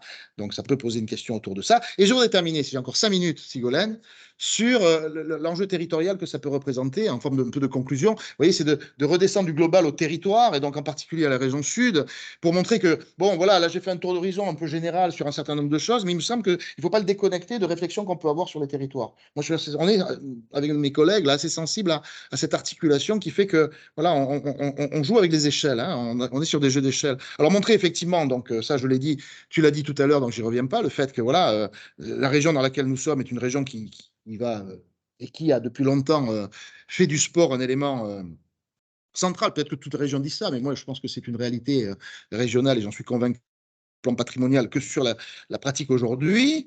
Bon, tu as parlé tout à l'heure, donc j'y reviens pas, de cette dimension qui fait qu'aujourd'hui, des Jeux Olympiques organisés dans une ville, le choix de Pierre de Coubertin, c'était des villes. Mais on voit que ces villes ont capacité à rayonner. Hein. On peut parler de la solidarité entre Paris et Marseille, mais quand même, le fait que voilà, il y a aussi des épreuves qui ont eu lieu en Polynésie. Enfin voilà, c'est qu'une ville n'est pas simplement dépositaire seule d'un événement. Il y a un essaimage, même s'il reste un peu limité. Hein. Je sais qu'il y aura aussi des matchs de foot, mais ce n'est pas forcément le plus important. Je pense que les épreuves de voile sont importantes ici. Alors, évoquer le fait que il y a des projets comme en 2022 évancés sur la possibilité d'organiser des Jeux Olympiques d'hiver en 2034 ou en 2038. Bon, je ne sais pas ce que vous en dites, mais je le mets moi en tant qu'historien. Hein, c'est-à-dire que voilà, il y a des velléités de ce type-là, en rappelant qu'il y a eu des tentatives avortées, certes, mais qui mettent en évidence le fait qu'on y croit hein, dans les territoires, la candidature de Nice en 2018, qui a été portée pendant toutes les années 2010, hein, qu'on appelait l'Union Alpes-Méditerranée, bon, ça n'a pas marché. La candidature de Pelvoux dans le 05, qui a été portée aussi pour 2018. Il y avait une concurrence interrégionale hein, entre Nice et Pelvoux. Hein, voilà comment est-ce que dans l'équipe, on s'intéresse. Vous voyez, à Pelvoux, c'est fou. Hein, ce village des Hautes-Alpes de 450 habitants vise l'organisation des Jeux Olympiques de l'hiver 18. Je crois que faire l'histoire de ces tentatives, c'est un élément intéressant pour l'histoire régionale, de voir qu'il y a des volontés, des velléités, des tentatives de mettre en place des choses, et en particulier les Alpes dynamiques, bon, du Sud aussi, hein, comme je l'ai entendu, pour un éventuel futur. Alors, deux choses qui sont importantes dans notre région, simplement je ne fais que les énoncer, les CROSS, les comités régionaux, le comité régional olympique, décliné en comités départementaux, ça vaut pour toutes les régions, je pense que ce sont des très bons animateurs du fête olympique locale, donc ne les oublions pas, ils sont tout à fait importants ici. Et puis les CREPS, hein, on en parlait, localement on a 3 CREPS, hein, très importants, donc il est intéressant de faire l'histoire, très lié aussi au départ à une histoire du sport, notamment militaire, puisque les bâtiments d'Aix et d'Antibes sont sur la dimension militaire, mais voilà en quoi l'excellence sportive peut passer par là, hein, et aussi travailler sur les lieux et le patrimoine que représentent ces CREPS, voilà pour Aix. Au bâtiment, toute une histoire à Aix hein, de pratique du sport de haut niveau, toute une histoire à Boulouris, hein, très intéressant aussi, hein, il y a le plan, il y a le passé, il y a l'activité aujourd'hui, très intéressant à Antibes aussi, avec le fait que le CREPS est adossé à un lieu de patrimoine qui est le stade du Poilu. hein. Ce stade qui est aujourd'hui un peu dépassé, je dirais obsolète, mais il y a cette très belle statue que vous voyez au fond, hein, il a été inauguré par le président Deschanel en 1920, ce stade, hein, on l'appelle le stade du Paulus. Si on regarde bien dans le détail l'image de droite, on voit 14-18, c'est un stade qui honore, hein, les victimes de la Première Guerre mondiale, et il y a eu un match de Coupe du Monde qui s'est déroulé là, en 1938, un Kuwait-Cuba, un Suède-Cuba, c'était du fun. Suède-Cuba 8-0, donc pas très intéressant sur le plan sportif, mais voilà, c'est ce match à gauche qu'on voit ici présent. Et puis, voilà, pour terminer, hein, ça nous ramène à TEPAS, donc, hein, Jean-Baptiste, c'est-à-dire ces lieux qu'on va renseigner, qui sont des lieux où on peut constamment, alors des choses évidentes, hein, les lieux sportifs de la région évidents, les stades, le circuit Paul Ricard, c'est un lieu de patrimoine. Ici, je ne sais pas si vous voyez le col du Turini, pour les amateurs de rallye, c'est un lieu mythique. Hein, dans l'Alpe d'Huez, il y a le tournant des Hollandais, hein, une sorte de mythification comme ça. Donc, c'est des lieux qui ne sont pas forcément équipés pour le fait sportif, qui sont des cols, mais qui, à un moment donné, s'animent avec le fait sportif et deviennent mythiques. Le Turini, c'est rien quand on y va, mais quand il y a le rallye, c'est autre chose, c'est magique, en quelque sorte. Donc, ces lieux-là, hein, mais c'est aussi, voilà, la pétanque, très important. Hein, on n'a pas encore beaucoup travaillé sur la pétanque, mais c'est essentiel. Ici, en bas, c'est à Fréjus, le Rock d'Azur, hein, qui met en évidence le VTT, grande pratique du VTT dans la région. Bon, les stades, hein, alors j'ai mis Nice et Marseille pour pas faire de jaloux, hein, le Vélodrome bien sûr et son histoire, et les calanques avec l'escalade, à droite le Stade du Ré, l'ancien qui n'existe plus, ici c'est un match contre le Real de Madrid en 1960, et en bas la pratique du triathlon qui donne des images magnifiques sur le fait que sur la promenade des Anglais, là aussi il y a une intermittence de pratique sportive importante. Et voilà, je m'arrête là, parce que j'ai un peu dépassé, Ségolène, mais je vous remercie à tous et à toutes de votre attention. Merci beaucoup. Merci. Donc, on va pouvoir prendre des questions. On va essayer d'alterner des questions dans la salle et des questions à distance. Donc, n'hésitez pas à lever la main si vous voulez poser directement vos questions ou à vous exprimer dans le chat. Et peut-être on peut commencer par une question dans la salle. Si, On va se lancer pour le rythme. Alors, on a parlé tout à l'heure de effectivement l'utilisation politique qu'on peut faire des Jeux Olympiques.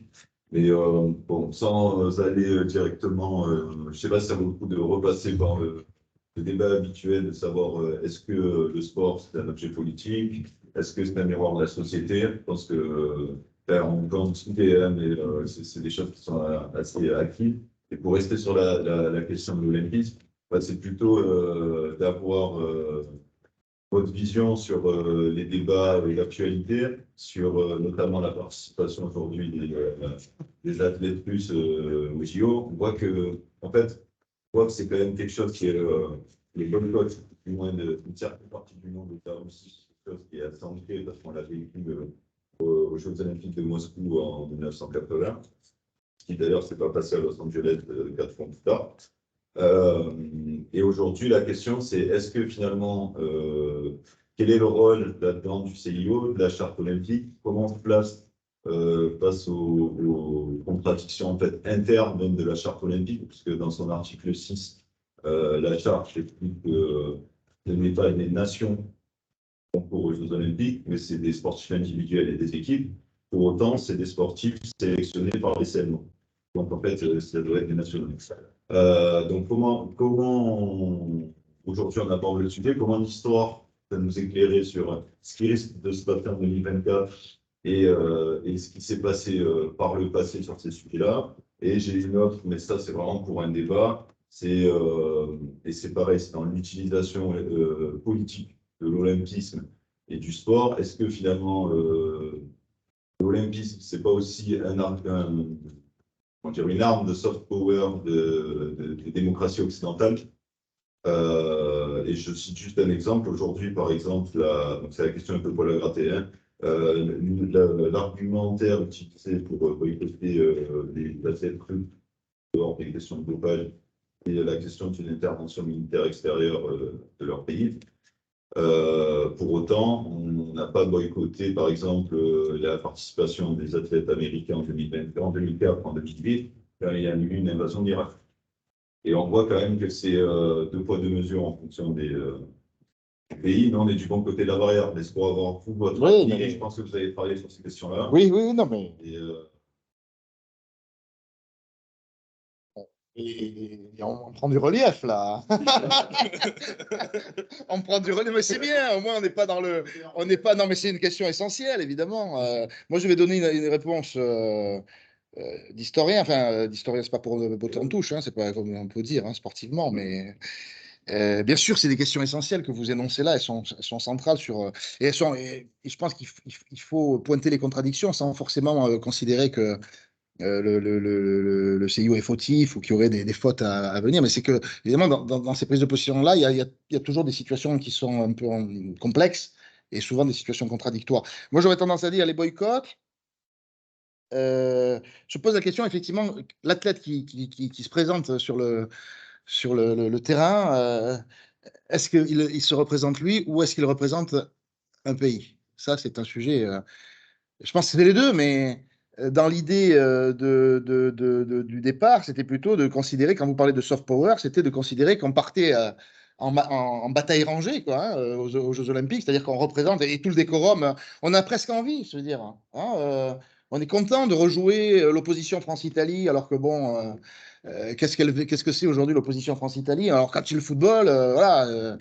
De refaire du France-Angleterre quand c'est du rugby. Enfin, voilà, quelque part, ça donne du relief. Et j'aurais tendance à dire qu'effectivement, les Jeux Olympiques, les drapeaux, les hymnes, regardez toutes les polémiques autour des hymnes aujourd'hui.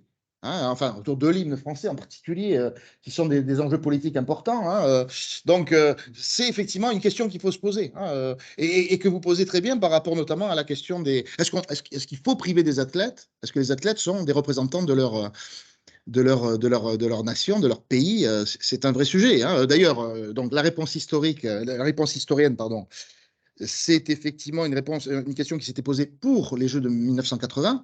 Donc je rappelle que l'idée de boycott avait déjà commencé en 1976, lorsque des pays africains, après la décolonisation, n'avaient pas voulu participer aux Jeux de Montréal parce qu'il y avait la Nouvelle-Zélande qui avait des relations avec Israël et donc, je ne voulais pas rencontrer. Donc, c'était une manière un peu, vous voyez, un peu tordue, mais quand même une manière d'affirmer une volonté de dire voilà. Et en 1980, quand Jimmy Carter décide de lancer l'opération boycott, aux États-Unis, ça fait un débat. Parce qu'il y a des athlètes qui disent mais attendez, nous, qu'est-ce qu'on a à voir là-dedans? On veut faire les Jeux, ça fait des années qu'on se prépare, ça fait des mois qu'on se prépare, et finalement, il y a une décision politique, on ne peut pas faire les Jeux. Alors évidemment, on peut se poser la question sur les athlètes russes aujourd'hui, qui sont peut-être effectivement des agents du régime et des défenseurs ardents du régime. Hein, et puis d'autres qui, au contraire, sont victimes de la situation. Hein. D'ailleurs, les sports ne sont pas très équitables vis-à-vis de ce sujet, parce que regardez en tennis, vous avez les Russes qui figurent très bien hein, dans le concours, dans le tournoi de Melbourne. Hein. Vous avez Rublev, vous avez Kachanov et Medvedev. Ils ont participé au tournoi. Et dans d'autres sports, hein, par exemple, l'équipe russe a été n'a pas pu participer à la Coupe du Monde. Donc, en fonction des sports, il y a alors on est un peu dans cette, vous voyez, dans cette dimension. Et je pense que, bon, moi, je sais pas, hein, mais il n'y a pas vraiment de pilote dans l'avion sur ce sujet-là, parce que, encore une fois, comme vous l'avez très bien dit, à mon avis, c'est que, oui, le sport, c'est du soft power.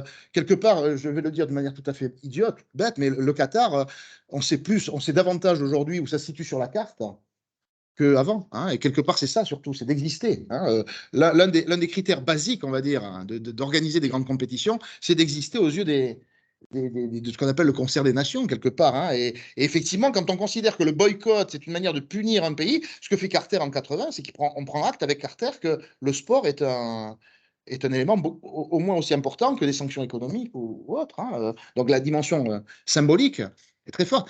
Il y a un très bon exemple, c'est Séoul. Les Jeux de Séoul en 1988, la Corée du Sud, c'est un pays inconnu, enfin, je veux dire, qui était peu développé. Enfin, et puis, à partir des Jeux de Séoul, la Corée du Sud a connu un envol. Donc, la compétition sportive peut être un fossoyeur à un moment donné, il peut vous amener au pire des choses. Hein. Athènes, ça a été un peu dur. Et Séoul a connu, enfin, la Corée du Sud est un pays qui a beaucoup plus existé après cet événement. Hein, et regardez la Coupe du Monde au Qatar, sur laquelle on a beaucoup glosé, sur le Qatar Gate, effectivement. Hein, finalement, tout le monde était content, après, ça s'est bien passé, on a regardé. Enfin, peut-être certains n'ont pas regardé, mais bon. Voilà, donc je ne sais pas si j'ai répondu, et je vais pas donner. Moi, j'aurais tendance à considérer effectivement que empêcher des athlètes, si on aime le sport, c'est toujours un problème. Hein, donc moi, j'aurais tendance à dire oui, j'ai envie de voir les athlètes russes à la limite sous une autre bannière. Hein, on a eu plein de bannières. Hein, on a même une équipe des réfugiés en 2016. Enfin, voilà, donc la bannière en 1980, il y a un débat en France. Est-ce qu'il faut être avec les Américains pour aller aux Jeux de Moscou ou est-ce qu'on y va? Finalement, la réponse a été entre deux. On y est allé à 80, mais on n'a pas été sous la bannière française. On est allé sous la bannière olympique. Donc Thierry Rey, qui a une médaille d'or de judo, il n'y a pas eu la Marseillaise, par exemple. Hein, il était sous la bannière olympique. Donc voilà, moi j'aurais tendance à penser ça, mais bon, d'autres voudraient peut-être plus de sanctions. Je ne sais pas ce que vous en pensez. Hein. Je pense que bon, enfin, mais ça, c'est effectivement là, on entre dans des débats personnels. Oui. D'ailleurs, je pense que la bonne solution, c'est ce qui a été trouvé finalement, et c'est ce que permet en fait les Jeux Olympiques, grâce un peu à la vision portée par Coubertin à l'origine, c'est de pouvoir les faire concourir sous la bannière olympique en tant que sportif et individu. Ça, effectivement, c'est une bonne logique. Après, la problématique, c'est plutôt sur l'utilisation politique qui en est faite, le fait que le sport moderne se soit quand même aussi développé en même temps que le développement de la démocratie individuelle et libérale à l'occidentale. Donc, ce qui est plus gênant, finalement, c'est pas tellement la participation du sportif, elle est bonne, mais c'est que historiquement, même quand c'est ça qui est intéressant, quand on refait un peu le passif des histoires des Olympiades, on se rend compte que finalement, les Jeux Olympiques en tant que tels et le CIO en tant que tel, c'est déjà un instrument politique. Et les orientations, c'est des instruments politiques, souvent dans un schéma de valeurs très occidental. Oui, oui. Malgré la volonté universelle. Bien sûr. Cet universalisme, évidemment, la question des critiques de l'olympisme, ça renvoie aussi aux critiques des universalismes occidentaux, c'est-à-dire de la manière dont on a pu penser le monde à un moment donné, d'un point de vue occidental. Parce que quand on regarde la constitution du CIO, bon, on est à une époque coloniale, on est dans une époque où bon, voilà, c'est pensé par des hommes riches de pays occidentaux. Bon, il y a un modèle qui est. Et en même temps, je pense qu'il ne faut pas tout jeter. Si je vous donne une opinion de ce type-là, je pense que voilà, il y a peut-être matière, bien sûr, à revoir, à faire un examen de conscience, peut-être, hein, effectivement. Mais quand vous dites que l'Olympique peut être protecteur, c'est-à-dire qu'en se plaçant sous la bannière olympique, on est dans une supranationale et ça permet à un athlète qui est en souffrance, voire même qui cautionne, pourquoi pas, ben, j'en sais rien, hein, jusqu'à quel niveau, mais enfin, un athlète qui puisse. Alors, c'est intéressant parce qu'on dit que l'athlète est politique et là, on voudrait qu'il redevienne apolitique, en fait. Vous voyez. Donc, il y a ce jeu. C'est-à-dire que moi, j'aime bien quand un athlète. Parce qu'on aurait l'impression que les sportifs sont des crétins, c'est-dire qu'ils n'ont pas d'avis. Vous voyez, à un moment donné, c'était ça. Le sportif, quand on regardait les marionnettes et les guignols de l'info, les sportifs, c'était tous des crétins. Ils n'avaient pas d'avis. Aujourd'hui, on se rend compte que ça a un peu changé quand même. Hein, moi, je mets l'athlète, pourquoi pas, au niveau de l'acteur de cinéma. Hein, bon, et donc, et en même temps, vous voyez, dans ce cadre-là, il faudrait que cette dimension-là ne l'empêche pas pour autant de participer à des compétitions, parce que si on a un avis, regardez Kaepernick, hein, regardez les deux Noirs américains du podium, leur carrière s'est arrêtée net, parce qu'ils ont eu une opinion politique. Donc, non seulement on considérait qu'ils n'avaient pas d'opinion parce qu'ils étaient un peu décérébrés, mais à partir du moment où vous commenciez à avoir une opinion, vous étiez out. Donc, pour deux raisons, il valait mieux dire, ah non, regardez la Coupe du Monde 78 hein, en Argentine, hein, voilà, donc vous avez un événement, on ne sait pas, non, nous on fait du football, voilà. Et donc il y a toujours, et il me semble qu'aujourd'hui il faudrait considérer ces deux choses, c'est-à-dire que d'un côté on peut avoir des avis, mais que ça n'empêche pas de pratiquer. Bon, c'est un peu compliqué parce que effectivement il y a tellement d'enjeux sur le sport que c'est souvent un peu complexe. Mais merci pour ces bonnes remarques, riches. Alors, on a une question dans le chat et une autre question dans la salle. On va prendre celle du chat. Eric, est-ce que vous souhaitez la poser directement ou est-ce que je la relaye? Bon, je vais commencer par la relayer. Si jamais vous voulez vous manifester, n'hésitez pas. C'était plutôt une question pour vous, service et direction du sport. Du coup, c'est bien que vous soyez là. Les mouches ont changé d'âme. C'est sur la volonté de la région Sud de profiter des épreuves organisées pour qu'il y ait des retombées à long terme dans nos territoires. Il y a une question sur le plan héritage, quelle est la position de notre administration?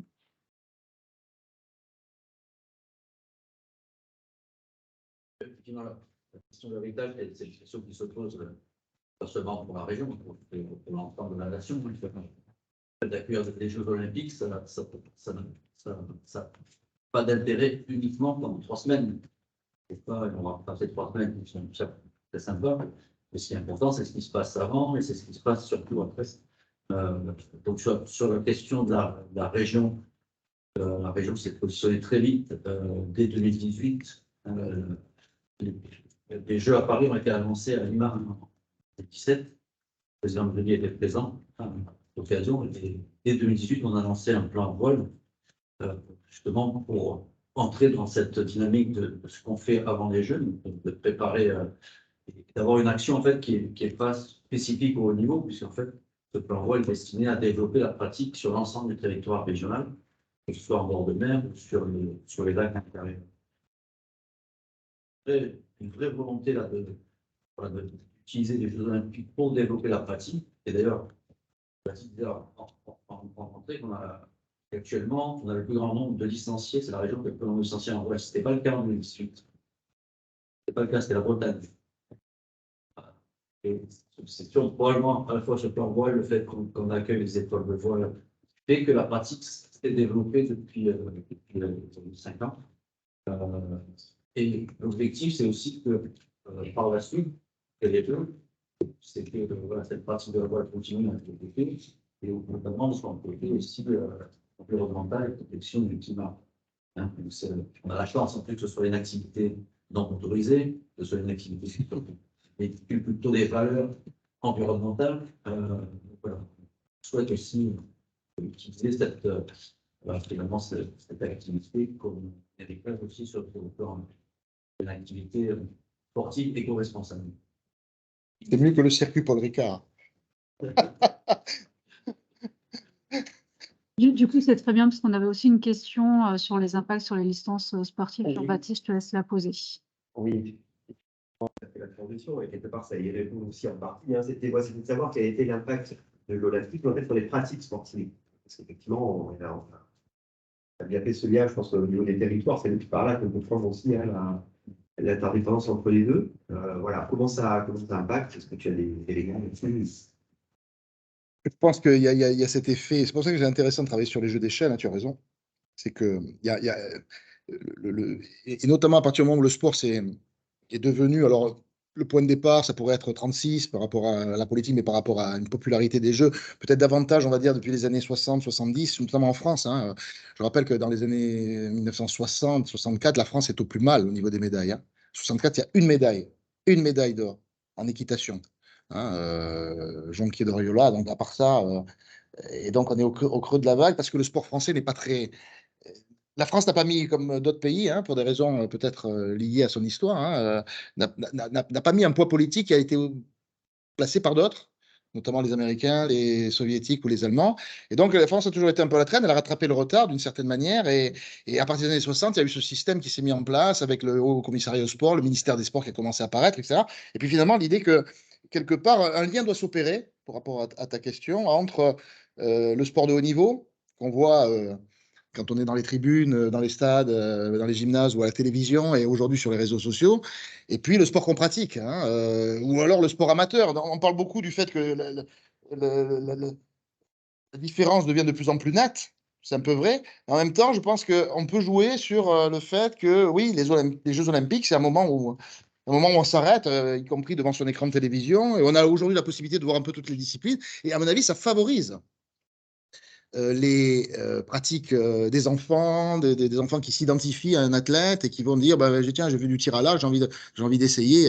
C'est un peu l'esprit de 1900 quand les gens voulaient faire du tir à l'arc, ils allaient s'inscrire à Paris. Bon, là, c'est l'idée de. Donc, moi, je crois assez au fait de l'exemplarité, si on peut dire, à l'exemplarité non pas forcément du comportement des athlètes, mais l'exemplarité d'un sport qu'on va avoir sous un œil un peu comme ça, gourmand, si on peut dire, pour essayer de tenter les choses.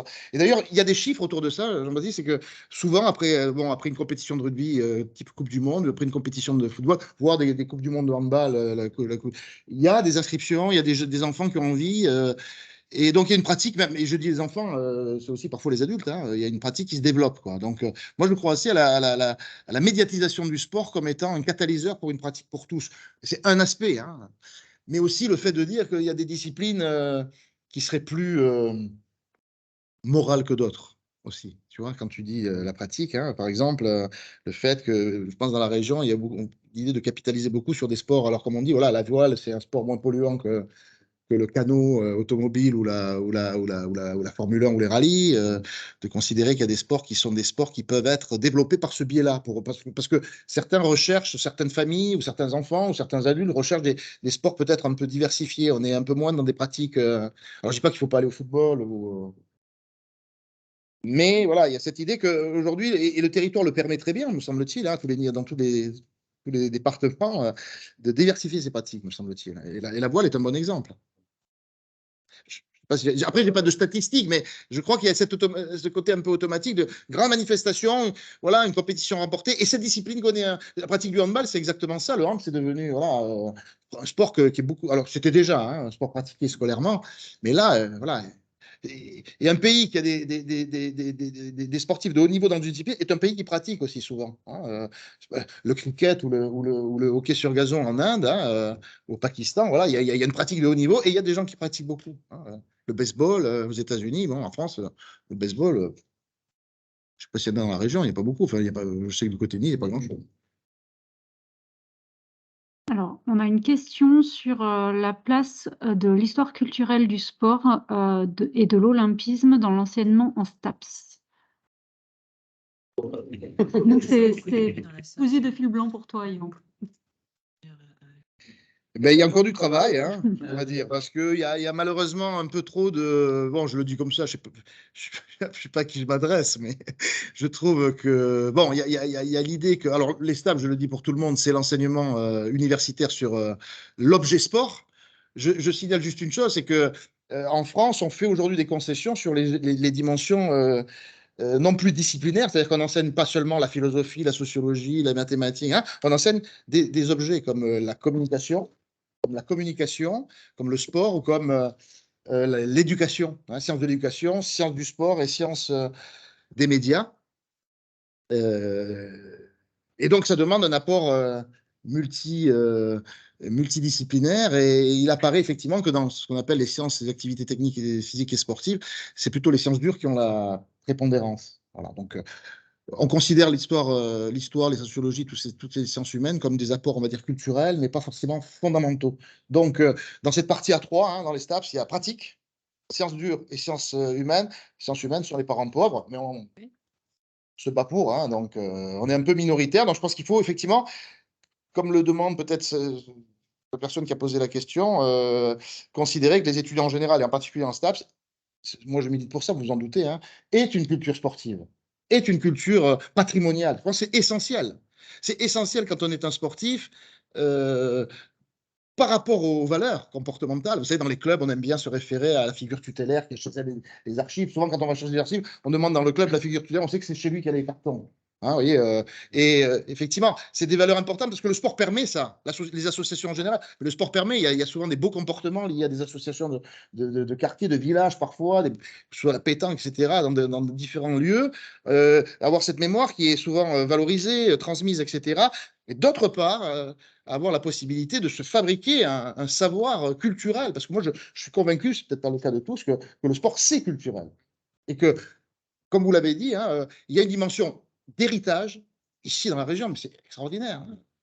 Pour peu qu'on touche une discipline, alors parfois c'est très sectorisé, hein, parfois c'est plus large, mais bon, voilà, le sport, c'est culturel, et de plus en plus. Donc, je pense que le patrimoine sportif, je le pense, hein, je pense que Jean-Paul Doré est en ligne aussi, et d'accord avec moi pour dire que c'est une approche qui a de l'avenir, me semble-t-il.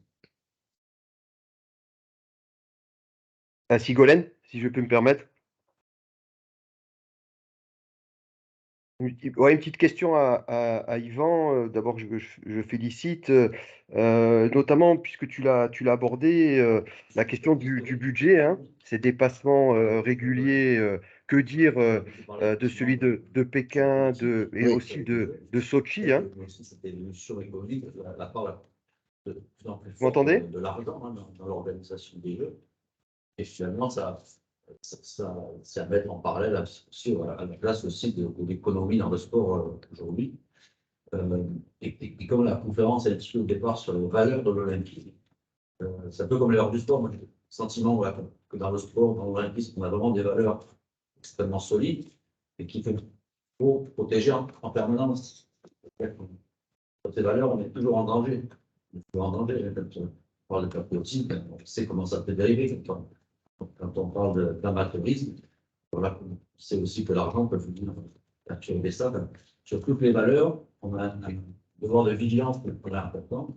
Et l'évolution économique, hein, la place de l'argent dans le sport, on a aussi. Oui, vous pointez du doigt quelque chose qui est, à mon avis, là aussi important, c'est de pointer les contradictions du fait sportif. Je pense que quand on étudie le sport, il y a un peu il y a une intensité de la mise en scène de tout ce que vous évoquez. Et le sport, souvent, on le saisit dans des moments, voilà, les Jeux Olympiques, c'est des moments de mise en scène, c'est des moments où on est dans l'intensité. Hein, et moi, j'aime bien travailler sur ces moments d'intensité parce qu'ils peuvent mettre en avant des comportements extraordinaires. Enfin, je veux dire, des gestes extraordinaires, des exploits des attitudes extraordinaires, des gens qu'on va. Et puis en même temps, très rapidement, ça peut basculer dans l'autre camp. Et des comportements horribles. Et c'est ça le sport. C'est-à-dire qu'on ne peut pas dire ah, le sport, moi, je veux pas, ça ne m'intéresse pas, c'est que violent. Non. Ça peut être aussi. La question, c'est que dans les deux sens, ça va toujours un peu plus. Quand c'est beau, c'est un peu plus beau le sport, et quand c'est pas beau, c'est un peu moins beau. Donc, c'est souvent un peu ça. Et donc, du coup, il faut travailler sur cette dimension-là, justement, peut-être. Alors, bon, les régulateurs, c'est les clubs, hein, par exemple, les dirigeants sportifs qui ont parfois des attitudes extraordinaires, et puis qui parfois dérivent aussi. Hein, mais moi, je suis frappé par le fait qu'on peut passer de l'un à l'autre. Regardez, en 1988, Ben Johnson, héros pendant 4 jours, puis à un moment donné, paria parce que dopé.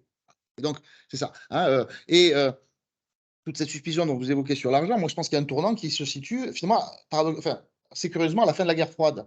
Quand on parle d'Atlanta en 96, on dit c'est les jeux Coca-Cola.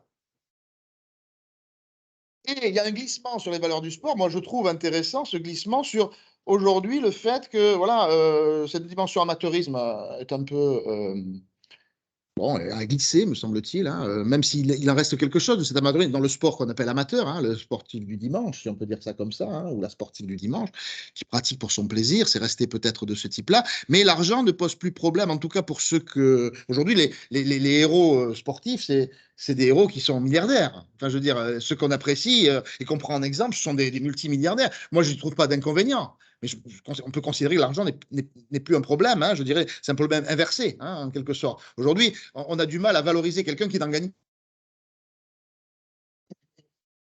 et pas dans le sport d'ailleurs. Hein, bon, ça c'est autre chose. Mais je pense que c'est un élément important. Et je crois que la bascule, elle se fait à la fin. C'est-à-dire que quelque part, les enjeux politiques ont un peu glissé de la guerre froide à d'autres problématiques, c'est notamment les questions liées à l'argent, puisque les Jeux Olympiques autorisent les professionnels en 92. Voilà, donc il y a ce moment un peu aujourd'hui où la question du sponsor. Alors, sponsoring, il y en a eu tout le temps, hein, mais là, ça prend une dimension importante. Et puis peut-être aussi sur cette ligne de crête qui représente notamment ben, l'avenir aussi de la tête, hein, à travers la question du dopage. Hein. Le dopage est une question qu'on se pose, qui n'est pas présente dans les compétitions olympiques du début de l'olympisme. Hein. On commence à voir apparaître ce questionnement un peu tard aussi, hein, dans les années 80 particulièrement. Alors qu'on sait bien que la RDA, quand on parlait de poids politique, la RDA est un pays qui n'existe, enfin, qui existe beaucoup par le sport. Figurez-vous, la RDA, aux Jeux de Séoul, un an avant sa disparition, est deuxième en termes de médailles. Avec, on le sait aujourd'hui, une politique organisée de dopage, hein, avec l'université de Leipzig, notamment les STAPS de l'époque. Hein, c'est pas des STAPS qui prônent la santé, mais qui injectent. Hein, il y a des personnes qui sont des victimes hein, de ce système, qui ont voulu même rendre leur médaille, notamment des nageuses hein, ou des athlètes féminines qui ont eu des problèmes de santé, qui ont rendu leur médaille en disant qu'elles n'étaient pas elles-mêmes quand elles ont fait ces compétitions et qu'elles ont été des victimes du système en quelque sorte, hein, jeunes et entraînées dans un cadre qui... Il y a aussi l'emprise hein, dans le monde du sport qui peut être importante. Hein. Évidemment, ça répond aussi à la question de Jean-Baptiste, hein, le fait que les héros sportifs aujourd'hui sont quand même un peu des ovnis. Quoi. Quand je parle des sportifs de haut niveau, ils représentent pour le commun des mortels que nous sommes parfois des personnes qui sont un peu les derniers demi-dieux, quoi, je dirais. Hein. Ces demi-dieux, ils sont à la fois des fois des héros à la Poulidor, c'est-à-dire pur et parfait, quoi, hein, bien que lui n'est pas ont été très. Mais aussi parfois des gens qu'on va écraser comme des. Moi, je suis assez sensible au fait que voilà, c'est la fragilité de ces héros qui sont. À Oui. ce propos, on a Laurence en fait qui s'étonne en fait du peu de valorisation de Jean Bouin. A priori, il y aurait eu une statue érigée sur le parvis du stade Vélodrome qui a été mise au rebut malgré Ah bon? des alertes et des pétitions. Voilà, elle se demande si cette statue et l'image de Jean Bouin pourraient être un petit peu réhabilitées et remises en avant dans le cadre des JO 2024. Voilà. Alors, juste de la part à cette personne, donc on a un collègue, Bernard Macario, qui a écrit une biographie de Jean Bois. Donc, je vous la conseille. On pourra la mettre dans le chat, peut-être, hein.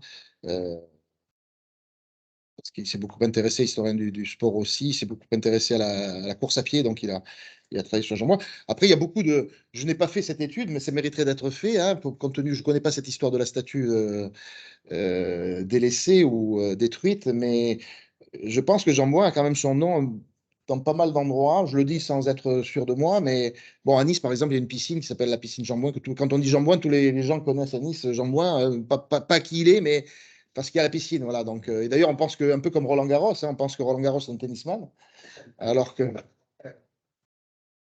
C'était Jean Bois qui s'appelle Jean Bois.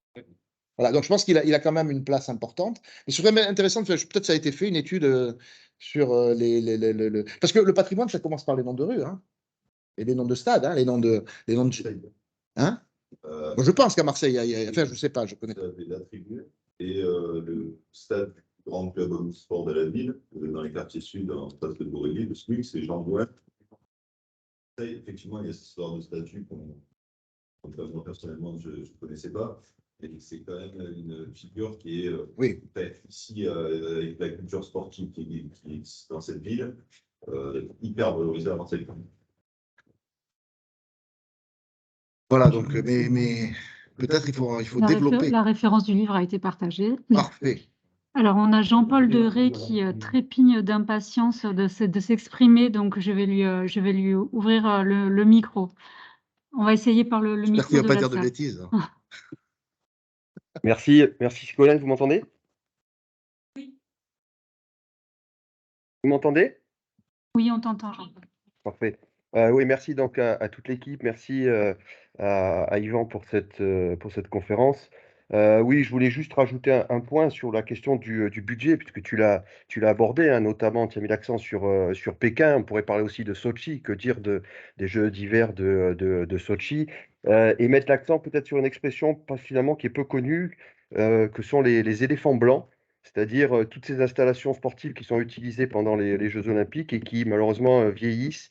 Que dire de la piscine olympique de Rio, qui est déjà, a priori, a été rebouchée, donc, et qui marque aussi une nouvelle étape, finalement, dans la démesure de certaines villes hôtes dans l'organisation et le financement, surtout des JO. Tu l'as montré sur ta présentation. Déjà, on pense qu'il va y avoir un surcoût, un dépassement du budget pour Paris 2024, hein, sur des questions liées à la sécurité, au transport, etc. Donc, c'est aussi la problématique pour les futures candidatures. Et on l'a vu, le CIO était bien content d'avoir finalement décerné, enfin, ou du moins donné, élu Paris en 2024 et Los Angeles en 2028. Et enfin, dernière remarque, d'autres villes candidates se sont arrêtées au stade de ville candidate. Et c'est pour ça que le CIO a mis en place dans les nouvelles procédures le statut de ville requérante et de ville candidate pour susciter aussi des candidatures. Merci à toi, Yvan, et à toute l'équipe. Ouais, merci Jean-Paul. Ce que tu dis là, les éléphants blancs fait penser effectivement au devenir patrimonial potentiel de. Parce que les infrastructures sportives, c'est souvent important, hein, ça prend de la place. Et effectivement, à Athènes notamment, ou à Rio, hein, il y a des drames. Des drames urbains, on pourrait dire, hein, qui nous amènent à réfléchir à que sont devenues, hein, les infrastructures des grandes compétitions. Alors, il n'y a pas que les Jeux Olympiques, hein, il y a les Coupes du Monde, il y a les Jeux méditerranéens, il y a les. Et souvent, des fois, c'est bien réfléchi. Moi, je pense à Tunis, par exemple. À Tunis, il y a ce qu'on appelle la cité olympique, c'est-à-dire on a fait de là où s'étaient tenus les Jeux méditerranéens à Tunis, on a fait on a fait un nouveau quartier. On a utilisé les lieux pour en faire un nouvel aménagement urbain. Mais effectivement, hein, se pose cette question de la, de la, la difficile économie que l'on fait quand on doit organiser des jeux. Il faut trouver de nouvelles infrastructures, hein. À Paris, par exemple, en 1900, quand il y avait les Jeux Olympiques, il n'y avait aucune infrastructure. On avait créé un stade le stade qu'on appelle la Cipale, hein, le Vélodrome municipal à Vincennes, hein, c'était le seul.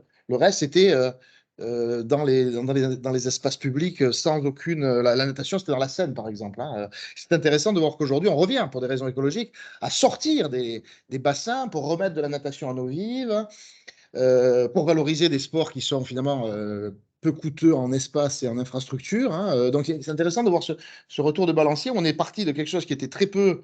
La France a toujours souffert d'un manque d'infrastructures. Et aujourd'hui, c'est presque un avantage parce que justement, à Athènes, ça a été un gouffre absolu, par exemple. Donc oui, les éléphants blancs, c'est un beau sujet. Et moi, je pense qu'il y a matière à réfléchir sur un plan architectural, c'est-à-dire de transformer, si jamais ces bâtiments devaient disparaître, de les transformer et peut-être de leur garder une dimension patrimoniale, hein. Pour donner un exemple, le stade de foot d'Arsenal, hein, l'ancien, hein, j'oublie son nom d'ailleurs, Highbury, a été transformé en un ensemble de luxe, hein, de logement qui a gardé exactement l'esprit du stade. C'est-à-dire qu'en fait, vous avez 4 immeubles, c'est 4 tribunes, et au milieu, vous avez une pelouse qui est un jardin, en fait, et qui a gardé l'esprit. Donc, je trouve ça pas mal. En même temps, le fronton a été gardé. Je pense il y a vraiment des beaux projets architecturaux éventuellement à avoir à partir du moment où les moyens sont là pour à la fois proposer quelque chose d'autre et peut-être valoriser l'esprit des lieux, si on peut dire. Moi, je suis assez sensible à l'esprit des lieux. Quand on aime bien un lieu, hein, si vous êtes amateur je sais pas, d'un lieu mythique, une salle de spectacle ou quoi, je sais pas, l'Olympia, par exemple, vous allez à l'Olympia où il se passe quelque chose, quoi. Eh bien, je pense que pour les amateurs de sport, c'est ça, hein. Qu'est-ce qui fait qu'on va aller visiter le Nou Camp ou le stade Vélodrome? Il y a des gens qui ont une émotion. Je trouve ça important de pouvoir ressentir des émotions. Évidemment, c'est pas donné à tout le monde. Si je vous montre un clos de boule, vous n'aimez pas la pétanque, vous allez trouver ça débile d'aller voir un clos de boule, hein. Mais moi qui aime la pétanque, je vais voir un clos de boule, je vais. Voilà. Bon. On a une autre demande de prise de parole par Eric. Je vous ouvre le son. Oui. Oui, bonjour à tous. Il n'y a pas que il n'y a pas que les éléphants blancs, hein. Il y a aussi l'organisation et les frais de gestion. Le service des grands événements du ministère de la Jeunesse et des Sports a signalé au ministère des Sports comme quoi il y aura un grand déficit lors de ces Jeux olympiques, et ça a été accepté et voté. Il y aura un gros déficit. Regardez le tableau, il est commencé là, le déficit, vous voyez.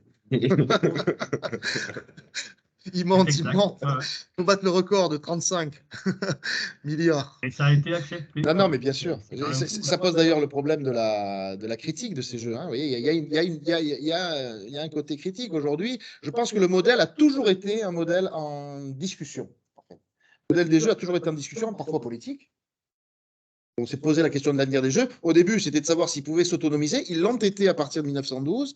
Et puis, à certains moments, on s'est demandé si on pouvait survivre à la Seconde Guerre mondiale. Et puis, ça fonctionnait. À un moment, on s'est demandé si ça n'allait pas être boycotté, qu'on ne pourrait plus se rencontrer parce que d'un côté, ce seraient les uns et les autres. Finalement, ça a pu se faire. Et aujourd'hui, on peut se poser la question de savoir si ce n'est pas pour des villes ou en tout cas des pays un gouffre financier. C'est le cas dans certaines situations, enfin, dans toutes les situations. Et on peut se poser la question de savoir si un jour ça va correspondre vraiment à des valeurs liées à l'environnement, hein. Donc, il y a peut-être. Alors, moi, j'aurais tendance à dire ouais, les jeux vont fonctionner en se réinventant en permanence, hein. Il y a peut-être des disciplines qui vont disparaître, hein, et d'autres qui vont apparaître. D'ailleurs, il y avait une question dans le chat sur comment on peut expliquer les différences d'argent et de financement par rapport dans les différentes disciplines, en fait. Qu'est-ce qui explique ces différences? Et moi, je pense que la différence, pour être un peu simple, je pense que la différence, c'est la notoriété d'une discipline, hein. Il y a une inégalité forte entre les disciplines sportives. On peut parler du sport en général. Finalement, aux Jeux Olympiques, tous les sports ont une forme d'importance, quoique pas toujours, hein. Et oui, chaque discipline est médaillée, mais bon, vous êtes un nageur, vous pouvez avoir 20 médailles. Vous êtes footballeur, vous n'avez qu'une médaille, hein, il n'y en a pas 50, hein, ou handballeur. Sport co, il y a une médaille par Olympiade. Vous êtes athlète, donc là, c'est inégal, hein. D'autre part, il y a des disciplines qui ne sont pas olympiques, pourquoi? On n'en sait rien. Pourquoi le rugby?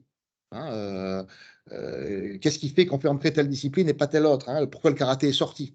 Hein, il y a des critères qui sont un peu fumeux.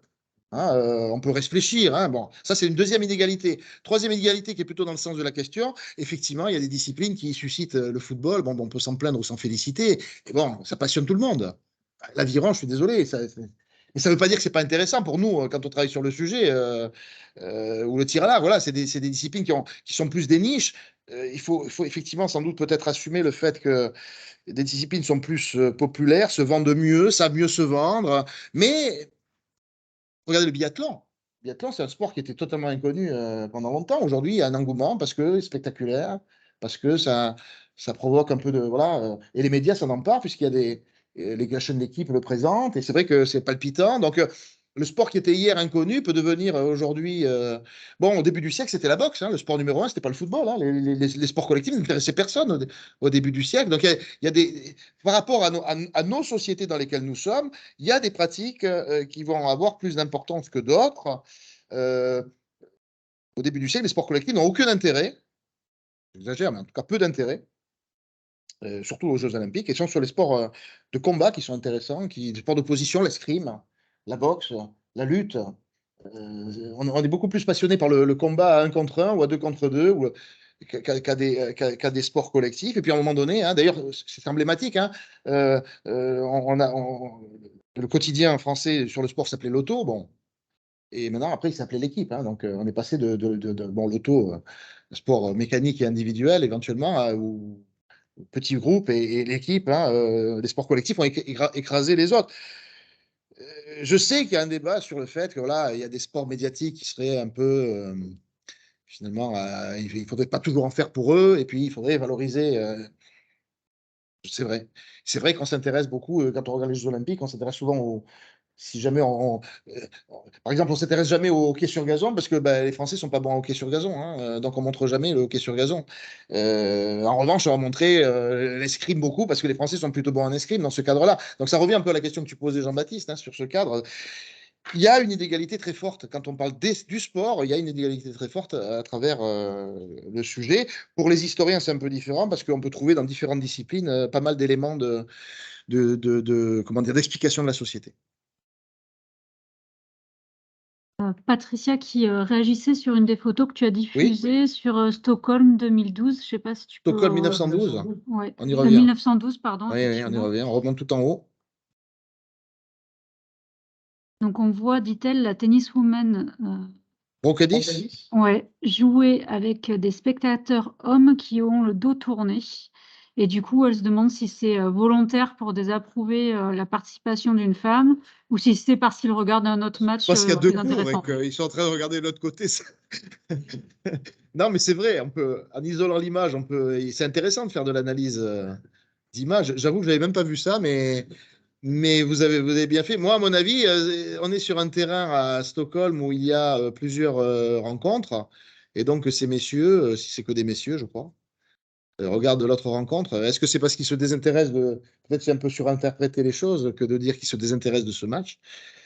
Peut-être que c'est aussi un moment où elle est en train de s'entraîner, que le match n'a pas commencé. Vous savez, il suffit de pivoter pour se retourner après. Hein. Mais voilà, non, mais effectivement, l'image figée comme ça devrait être un peu plus contextualisée. Vous avez raison. Et en tout cas, vous avez bien observé les choses. Bon, il y a le comité de défense de statut de Jean Bouin qui continue de se manifester dans le chat.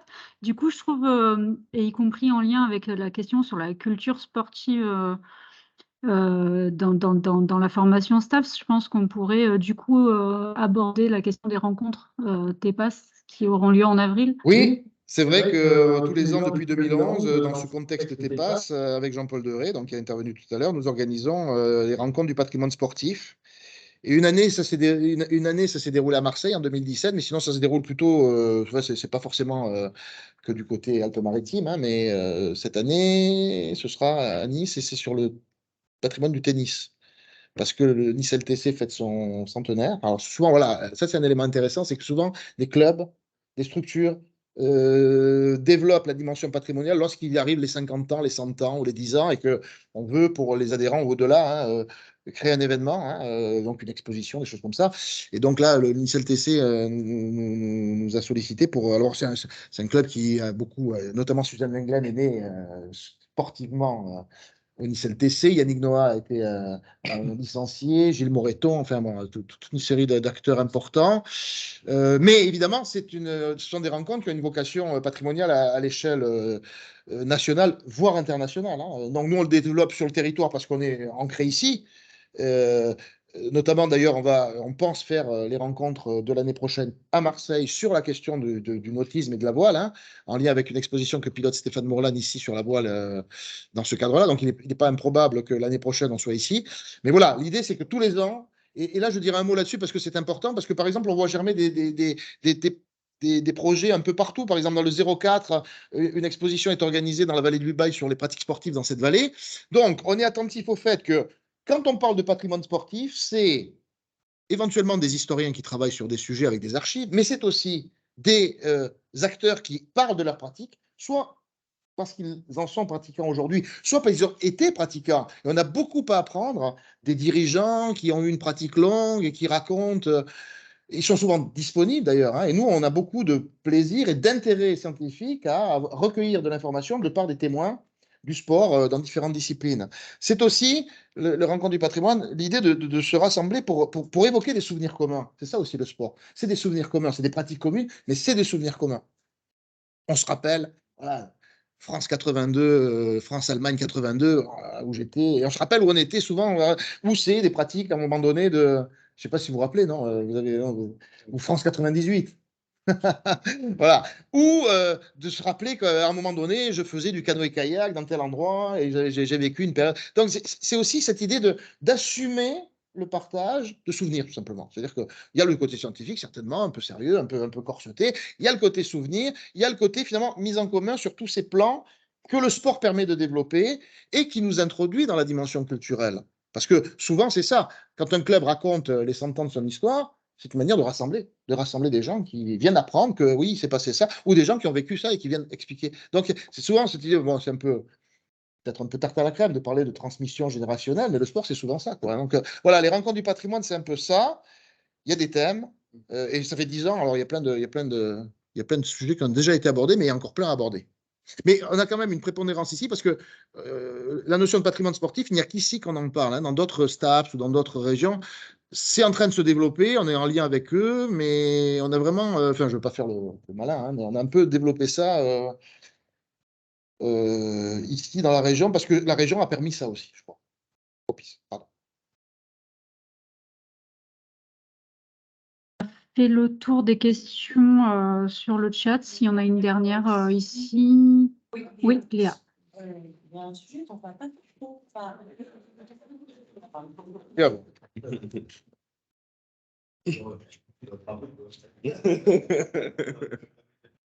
c'est un geste sportif. Ça, c'est un geste sportif. Super, oh là là. C'est le Fosbury marseillais.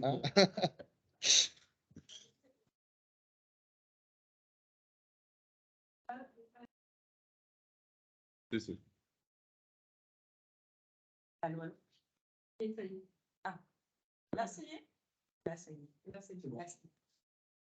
Donc, quand les gens arrivent dans une ville, souvent, ils modifient aussi le paysage urbain. On a parlé des éléphants blancs, on a parlé des infrastructures. À la fois, il y a un lien à faire avec la pratique amateur qui va ensuite pouvoir perdurer grâce à ces infrastructures-là. Mais on a pas parlé de la perception des habitants de ces villes-là qui accueillent des JO. Et est-ce que dans un territoire comme le nôtre qui est très fondé sur le sport, est-ce que donc il sera plus ouvert à l'accueil des JO? Parce qu'on a vu la photo de la marina olympique où on a déjà des discours qui disent cette marina, quelque part, elle va confisquer le littoral aux Marseillais qui sont très attachés à la pratique de voile. Et donc, je me demandais, en fonction des contextes politiques, des contextes économiques aussi, j'imagine, en fonction de l'appétence de la population pour le sport, est-ce que ça a un impact sur l'accueil de l'événement? Excellente question parce que souvent le grand événement organisé dans un lieu donné échappe aux habitants qui s'en sentent un peu dépossédés. Hein, moi, j'ai l'exemple du festival de Cannes à Cannes. Hein. Les Cannois disent on ne peut plus aller au festival, c'est terminé, c'est pour les étrangers. Donc il y a un côté un peu presque vindicatif et pas très tolérant autour de ça, mais c'est ça, c'est de dire. Et d'ailleurs, c'est clair, en France, à Paris, qui peut acheter aujourd'hui une place? Il faut tirer, on va être tiré au sort. Enfin, je sais pas, on peut pas assister, en fait.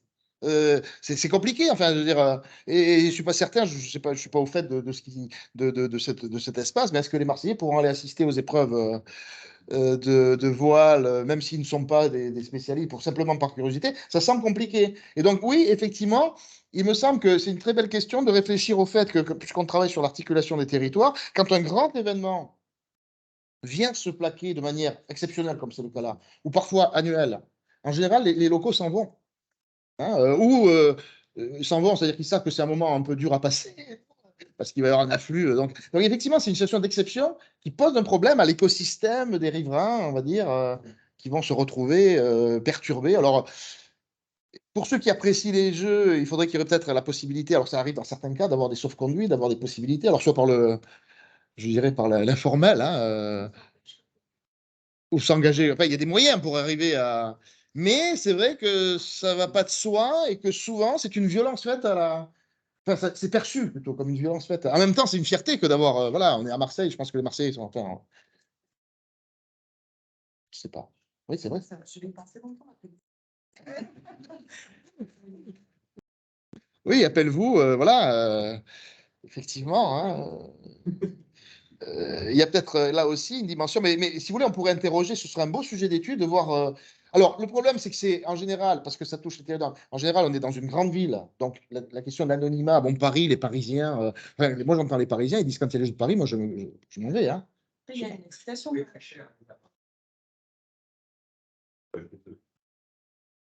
Pas relancer dehors. Oui, oui. Tendance de voir. Oui, voilà. Oui. Moi, je sais à Monaco, quand il y a le Grand Prix, il y a des gens qui louent leur appartement pour le Grand Prix. Il y a 10 personnes qui viennent et ils gagnent un budget. Les Bretons et les Rochelais sont vent debout contre l'organisation marseillaise des épreuves de voile. Donc, en fait, ça satisfait. Voilà, mais encore une fois, osons la contradiction. Osons la contradiction.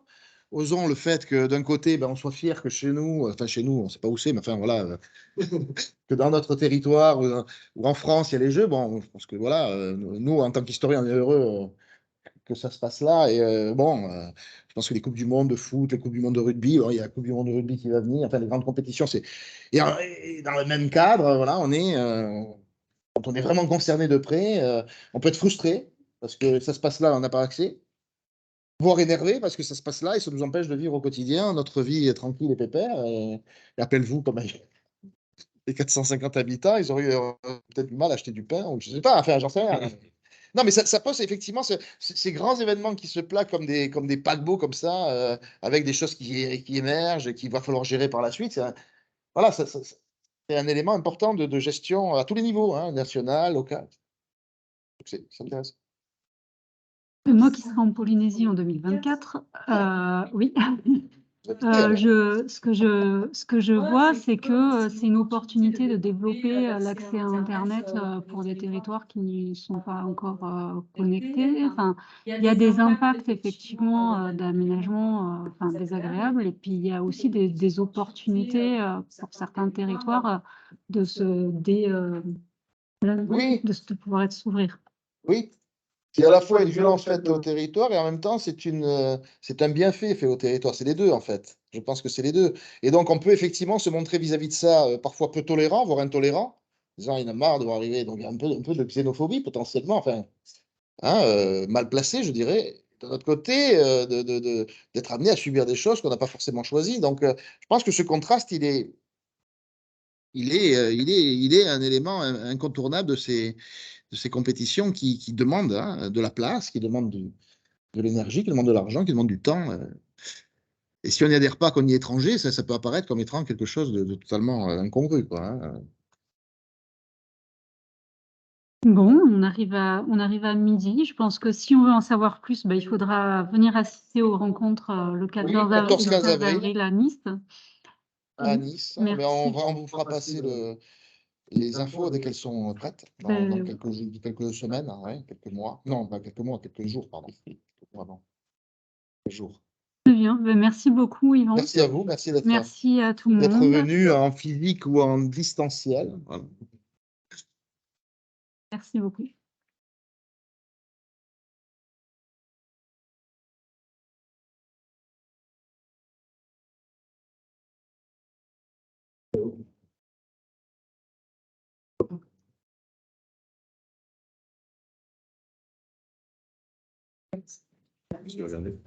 Ah oui, il y a des messages.